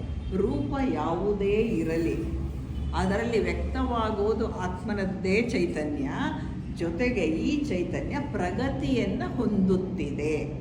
ಅದು ಹಿಂದಕ್ಕೆ ಹೋಗ್ತಾ ಇಲ್ಲ, ಮುಂದಕ್ಕೆ ಹೋಗ್ತಾ ಇದೆ, ಸಂಸರಣೆ ಹೊಂದುತ್ತಿದೆ. ಇದನ್ನು ನಾವು ಅರ್ಥ ಮಾಡ್ಕೋಬೇಕು. ಥಿಯಾಸ್ಪಿಸ್ಟ್ಗಳೆಲ್ಲರೂ ತಿಳ್ಕೊಬೇಕಾಗಿರೋದು ಇದೇ ವಿಷಯವನ್ನು. ಅಂದರೆ ಪ್ರತಿಯೊಂದು ಬೇರೆ ಬೇರೆ ಕಾಣುವ ವಸ್ತುಗಳಲ್ಲಿಯೂ ಕೂಡ ಪ್ರಕೃತಿಯಿಂದ ವಸ್ತುಗಳು ಬಂದರೂ ಅದರ ಒಳಗಿರುವ ಚೈತನ್ಯ ಆತ್ಮನದ್ದೇ ಅಂತ ಹೇಳಿ. ಹಾಗಾಗಿ ನಾವೆಲ್ಲರೂ ಕೂಡ ಆತ್ಮಸ್ವರೂಪರೇ ಆಗಿದ್ದರೂ ಕೂಡ ಒಬ್ಬೊಬ್ಬರು ಒಂದೊಂದು ಥರ ಇದ್ದೀವಲ್ಲ ಯಾಕೆ? ಒಂದೊಂದು ಥರ ಬಿಹೇವ್ ಮಾಡ್ತೀವಲ್ಲ ಯಾಕೆ? ಒಂದೊಂದು ಸ್ವಭಾವ ಪ್ರಧಾನವಾಗಿದೆಯಲ್ಲ ಯಾಕೆ? ಅಂದರೆ ನಮ್ಮ ಕಾರಣ ಶರೀರಗಳು ಬೇರೆ ಬೇರೆ ಆಗಿದೆ. ಅದರಲ್ಲಿ ತುಂಬಿಕೊಂಡಿದ್ದೀವಲ್ಲ ಸರಕು, ನಮ್ಮದೇ ಅನೇಕ ಜನ್ಮಗಳ ತುಂಬಿಕೊಂಡಿರೋವಂಥ ಸರಕಿದೆಯಲ್ಲ, ಆ ಸರಕು ಬೇರೆ ಬೇರೆ ಆಗಿದೆ. ಅದಕ್ಕೆ ನಾನು ಈ ರೀತಿ ಬಿಹೇವ್ ಮಾಡ್ತೀನಿ, ನೀವುಗಳು ನಿಮ್ಮದೇ ಆದ ರೀತಿಯಲ್ಲಿ ನಿಮ್ಮ ವ್ಯಕ್ತಿತ್ವಕ್ಕೆ ಅನುಗುಣವಾಗಿ ನೀವುಗಳು ಇರ್ತೀರ. ಇದು ಭೇದ ಅಲ್ಲ. ನಮ್ಮ ಸರಕಿನ ಪ್ರಕಾರ ನಾವಿದ್ದೇವೆ ಅಷ್ಟೇ. ನಮ್ಮಲ್ಲಿರೋದು ಚೈತನ್ಯ ಯಾವುದು? ಆತ್ಮನದ್ದೇ ಚೈತನ್ಯ ಅಲ್ವಾ? ಈಗ ಅರ್ಥ ಆಯಿತು ನಮಗೆ ಯಾತಕ್ಕೆ ನಾವು ಎಲ್ಲರೂ ಒಂದೇ ಅಂತ ಹೇಳ್ತೀವಿ ಅಂತ. ನಮ್ಮ ಕಾರಣ ಶರೀರಗಳ ತುಂಬಿರೋ ಸರಕು ಬೇರೆ ಇರ್ಬೋದು, ಆದರೆ ವ್ಯಕ್ತವಾಗುವ ಚೈತನ್ಯ ಒಂದೇ ಅಷ್ಟೇ. ಇದು ನಮ್ಗೆ ಸ್ಪಷ್ಟವಾಗಿ ಅರ್ಥ ಆಗಿಬಿಟ್ರೆ ಸಹೋದರತ್ವ ಅನ್ನೋದು ಬಹಳ ಸುಲಭವಾಗಿ ಬರುತ್ತೆ, ನಮಗೆ ಸುಲಭವಾಗಿ ಅರ್ಥವಾಗತ್ತೆ. ಅವರನ್ನು ಇನ್ನೊಬ್ಬರನ್ನು ಪ್ರೀತಿಸೋದು ತುಂಬ ಸುಲಭ ಆಗತ್ತೆ. ಪಾಪ ಅವರ ಇದ್ರ ಪ್ರಕಾರ ಅವರು ಇರ್ತಾರೆ ಅಲ್ವಾ? ಅದಕ್ಕೆ ನಂತರ ಅವ್ರು ಇರೋ ಅಂದರೆ ಹೇಗೆ ಸಾಧ್ಯ ಇರೋಕ್ಕಾಗುತ್ತೆ? ಆಗುತ್ತಾ? ಇಲ್ಲ. ನನ್ನ ಸರಕು ಬೇರೆ, ಅವ್ರ ಸರಕು ಬೇರೆ. ಪಾಪ ಅವ್ರಿಗೆ ಪಾಯಸ ಮಾಡಿ ಅಂತ ಹೇಳಿ ನಾವು ಉಪ್ಪಿಟ್ಟಿಗೆ ಹಾಕೋ ಸಾಮಾನು ಕೊಟ್ಟಿದ್ದೀವಿ. ಅವ್ರು ಪಾಯಸ ಹೆಂಗೆ ಮಾಡ್ತಾರೆ? ಮಾಡೋಕ್ಕಾಗಲ್ಲ. ಇದು ಬಜೀತಿ, ಅವ್ರ ಸರಕು ಆ ಥರ ಅವರಿದ್ದಾರೆ. ನನ್ನ ಸರಕಿದು, ನಾನು ಇರ್ತಿದ್ದೀನಿ. ಇದನ್ನು ಸ್ಪಷ್ಟವಾಗಿ ಅರ್ಥ ಮಾಡಿಕೊಂಡ್ರೆ ನಮ್ಮಲ್ಲಿ ಭೇದ ಭಾವಗಳು ಬರೋದಿಲ್ಲ, ಹೊಂದಿಕೊಂಡು ಹೋಗ್ತೀವಿ. ಎಂಥ ಕೆಲಸವನ್ನೇ ಆದರೂ ಒಗ್ಗಟ್ಟಿಂದ ಮಾಡೋದಕ್ಕೆ ಸಾಧ್ಯ. ಯಾಕೆಂದರೆ ನಮ್ಮೆಲ್ಲರ ಕಾರಣ ಶರೀರ ಬೇರೆ, ಆದರೆ ಆತ್ಮಚೈತನ್ಯ ಒಂದೇ ಆಗಿದೆ. ನಮ್ಮ ಜನ್ಮಾಂತರದ ಅನುಭವಗಳನ್ನು ಕಾರಣ ಶರೀರದಲ್ಲಿ ತುಂಬಿಕೊಂಡಿರೋದ್ರಿಂದ ಅವು ಬೇರೆ ಬೇರೆ ಆಗಿರೋದ್ರಿಂದ ನಾವು ಬೇರೆ ಬೇರೆ ಕಾಣಿಸ್ತೀವಿ, ಬೇರೆ ಬೇರೆ ರೀತಿಯಲ್ಲಿ ಇರ್ತೇವೆ. ಆದರೂ ಕೂಡ ನಮ್ಮೆಲ್ಲರ ಗುರಿ ಒಂದೇ. ನಮ್ಮ ಒಳಗಿರೋ ಚೈತನ್ಯ ಒಂದೇ, ನಮ್ಮ ಸಂಸರಣೆಯ ಹಾದಿ ಒಂದೇ ಅಷ್ಟೇ. ಭೇದ ಇಲ್ಲವೇ ಇಲ್ಲ. ಇಲ್ಲಿ ಎಲ್ಲವೂ ಕೂಡ ಆತ್ಮನನ್ನು ಹುಡ್ಕೊಂಡೇ ಹೊರಟಿರೋದು, ಪ್ರತಿಯೊಂದು ಸತ್ಯದ ಕಡೆಗೆ ಹೊರಟಿರೋ ಅಂಥದ್ದು. ತುಂಬ ಸ್ಥೂಲವಾಗಿ ಮಾನವ ಸಂಸರಣೆಯ ಬಗ್ಗೆ ನೋಡೋಣ ಅಂತ ಅಂದರೆ, ಕಾಲಕ್ರಮದಲ್ಲಿ ಹಿಂದೆ ನಡೆದ ಸಂಸರಣೆಯ ಫಲವಾಗಿ ಮಾನವ ರೂಪ ಕಟ್ಟಲ್ಪಡುತ್ತೆ. ಆ ದೇಹಕ್ಕೆ ಒಂದು ಪ್ರಾಣಮಯ ಕೋಶ ತಯಾರಾಗುತ್ತೆ. ಮಾನವ ದೇಹ ತಾಯಿಯ ಗರ್ಭದಲ್ಲಿ ತಯಾರಾಗುವಂಥದ್ದು, ಅದಕ್ಕೆ ಒಂದು ಪ್ರಾಣಮಯ ಕೋಶ ತಯಾರಾಗುತ್ತೆ. ಈ ಪ್ರಾಣಮಯ ಕೋಶದ ರೂಪದಲ್ಲಿಯೇ ಮಾನವರ ಸ್ಥೂಲ ದೇಹ ರಚನೆ ಆಗುತ್ತೆ. ಅದಕ್ಕೆ ಇನ್ನೂ 3-4 ತಿಂಗಳ ಮಗುವಿಗೆ ಮುಖ ಅದೆಲ್ಲ ಇನ್ನೂ ಏನು ಬಂದಿಲ್ಲದೆ ಇರೋದರಿಂದ, ಪ್ರಾಣಮಯ ಕೋಶ ಮೊದಲು ಬರೋದರಿಂದ ಅದು ಹೇಗಿದೆಯೋ ಅದರ ಪ್ರಕಾರ ಮಗು ಹುಟ್ಟುತ್ತೆ, ಅದ ರೀತಿಯಲ್ಲಿ ಇರುತ್ತೆ. ಈ ದೇಹಕ್ಕೆ ಪ್ರಾಣ ಸೇರಿಕೊಳ್ಳುತ್ತೆ, ಪ್ರಾಣದ ಜೊತೆಗೆ ಕಾಮದೇಹನೂ ಸೇರಿಕೊಳ್ಳುತ್ತೆ. ಅವಾಗೇನಾಗುತ್ತೆ? ಅಧಮ ಚತುಷ್ಟಯ ಅಂತ ಏನಂತೀವಿ ಅದು ತಯಾರಾಗುತ್ತೆ. ಈ ರೀತಿ ಮಾನವನ ಸ್ಥೂಲ ಸ್ವಭಾವ 2.5 ಜನಾಂಗದ ಅವಧಿಯವರೆಗೂ ಕೂಡ ಸಂಸರಣೆಯನ್ನು ಹೊಂದಿತು.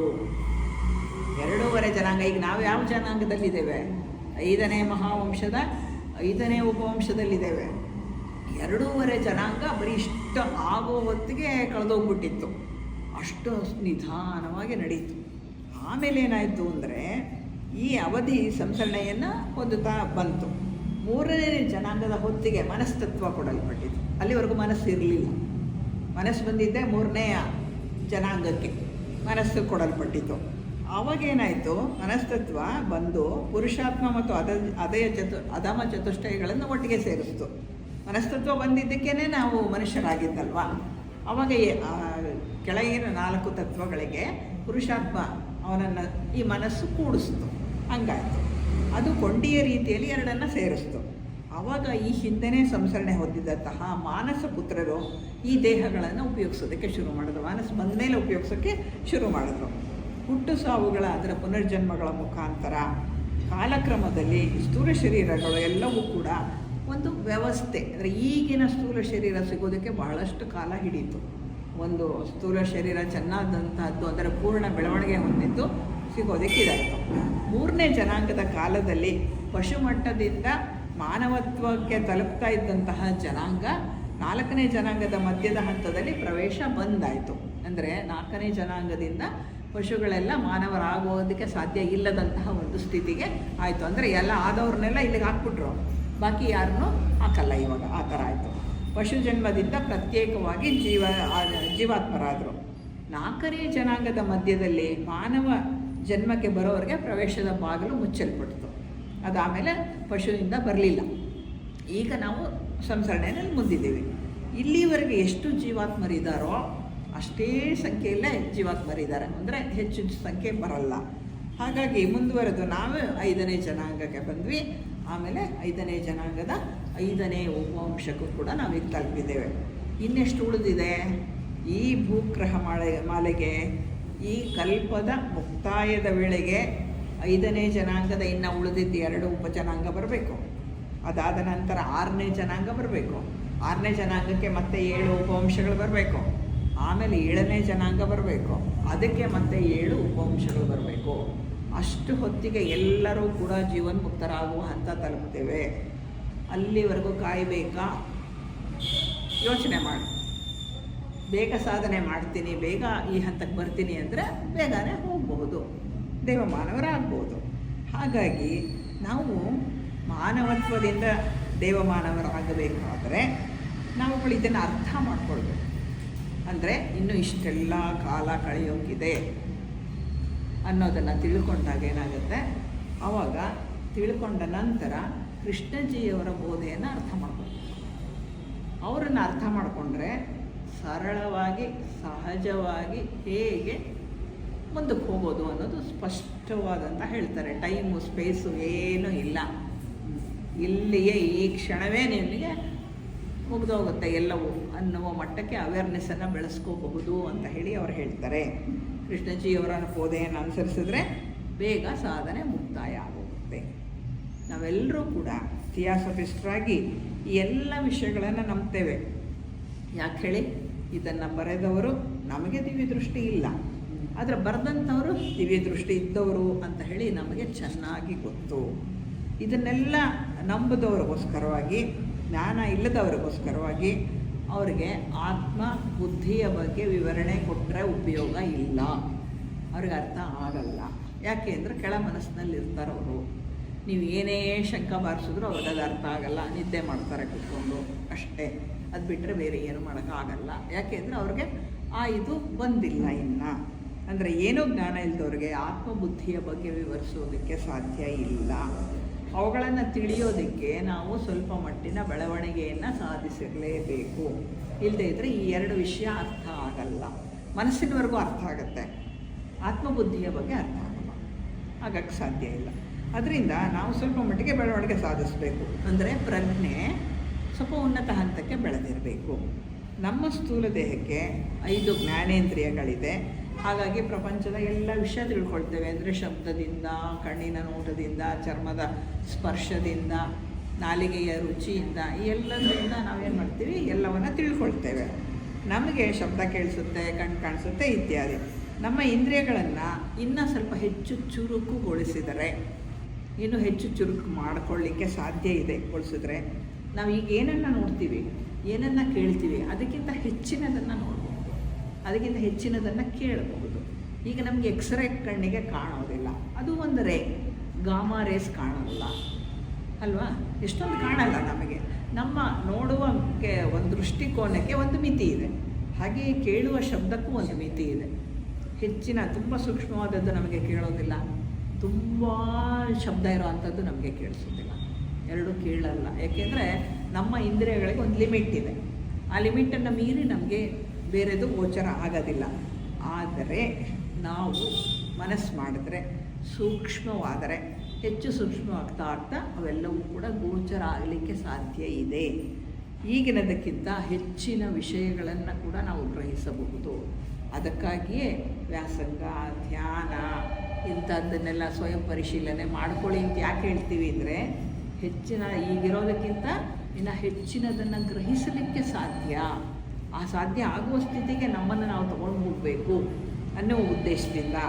ಅದೇ ರೀತಿ ಕಾಮಲೋಕದ ನಮ್ಮ ಇಂದ್ರಿಯಗಳು ಬೆಳೆದ್ರೆ, ಅಂದರೆ ಭುವರ್ಲೋಕ, ಆಸ್ಟ್ರಲ್ ವರ್ಲ್ಡ್ ಅಂತ ಏನು ಹೇಳ್ತೀವಿ, ಅಲ್ಲಿ ನಾವು ಪ್ರಜ್ಞಾವತ್ತಾಗಿ ಕೆಲಸ ಮಾಡಬಹುದು. ಅಲ್ಲಿಯ ದೇಹ ಚುರುಕಾಗಿ ಬೆಳಿಬೇಕಾಗತ್ತೆ.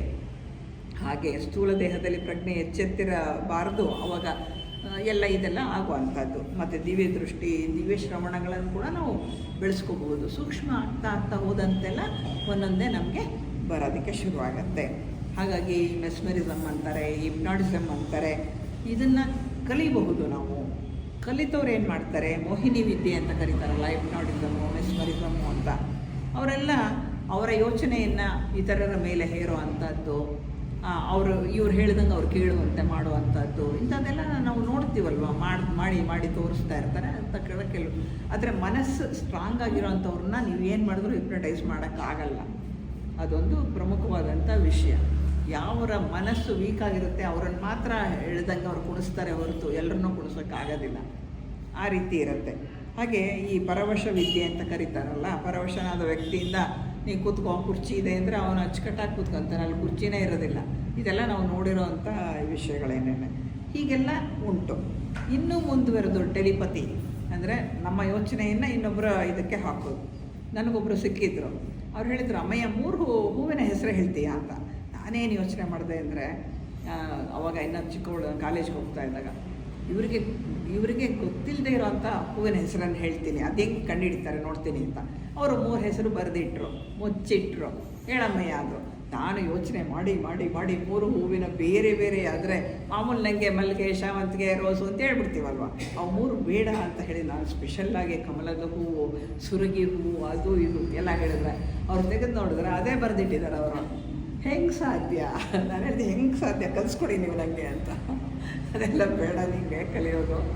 ಅದಕ್ಕೆ ಕಾರಣ ಟೆಲಿಪತಿ ಅಂದರೆ ಅವರ ಮನಸ್ಸಿನದನ್ನು ನನ್ನ ಮನಸ್ಸಿಗೆ ತಂದು ಅದನ್ನೇ ಹೇಳುವಂತೆ ಒತ್ತಾಯ ಮಾಡೋದು. ನಾನು ಇಷ್ಟೆಲ್ಲ ಯೋಚನೆ ಮಾಡಿದೆ, ಅವ್ರಿಗೆ ಗೊತ್ತಾಗದೇ ಇರೋ ರೀತಿಯಲ್ಲಿ ಬೇರೆ ಹೂವಿನ ಹೆಸರನ್ನು ಹೇಳ್ತೀನಿ ನಾನು ಅಂಥೇಳಿ ಅಷ್ಟೆಲ್ಲ ಮಾಡಿದೆ ನಾನು. ಆದರೆ ಏನಾಯಿತು, ನಾನು ಏನೇ ಮಾಡಿದ್ರು ಅವೇ 3 ಹೆಸರು ಅವ್ರು ಏನು ಬರೆದಿಟ್ಟಿದ್ರು, ಆಗಲೇ ನನ್ನ ಮುಂದೆನೇ ಬರೆದು ಮಡಚಿಟ್ಟಿದ್ರಲ್ಲ, ಅದೇ ಹೆಸರೇ ನಾ ಹೇಳಿದ್ದು. ಇದು ಟೆಲಿಪತಿ ಅಂದರೆ ನಮ್ಮ ಮನಸ್ಸಿನ ಇಚ್ಛೆಯಿಂದ ಇನ್ನೊಬ್ಬರನ್ನು ಅವ್ರ ಮನಸ್ಸಿಗೆ ಹಾಕುವುದು, ಅದು ಹೇಳ್ತಾರೆ.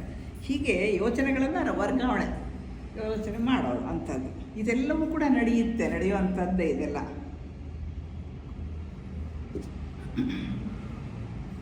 ಆದರೆ ಒಂದು ವಿಷಯ, ಈ ಟೆಲಿಪತಿ ಆಗಲಿ, ಈ ಹಿಪ್ನಾಟಿಸಮ್ ಆಗಲಿ, ಮೆಸ್ಮರಿಸಮ್ ಆಗಲಿ, ಇವನ್ನೆಲ್ಲ ಕಲ್ತ್ಕೊಳ್ತೀನಿ ಅಂತ ನಾವು ಯಾರೂ ದಾರಿ ತಪ್ಪೋದು ಬೇಡ.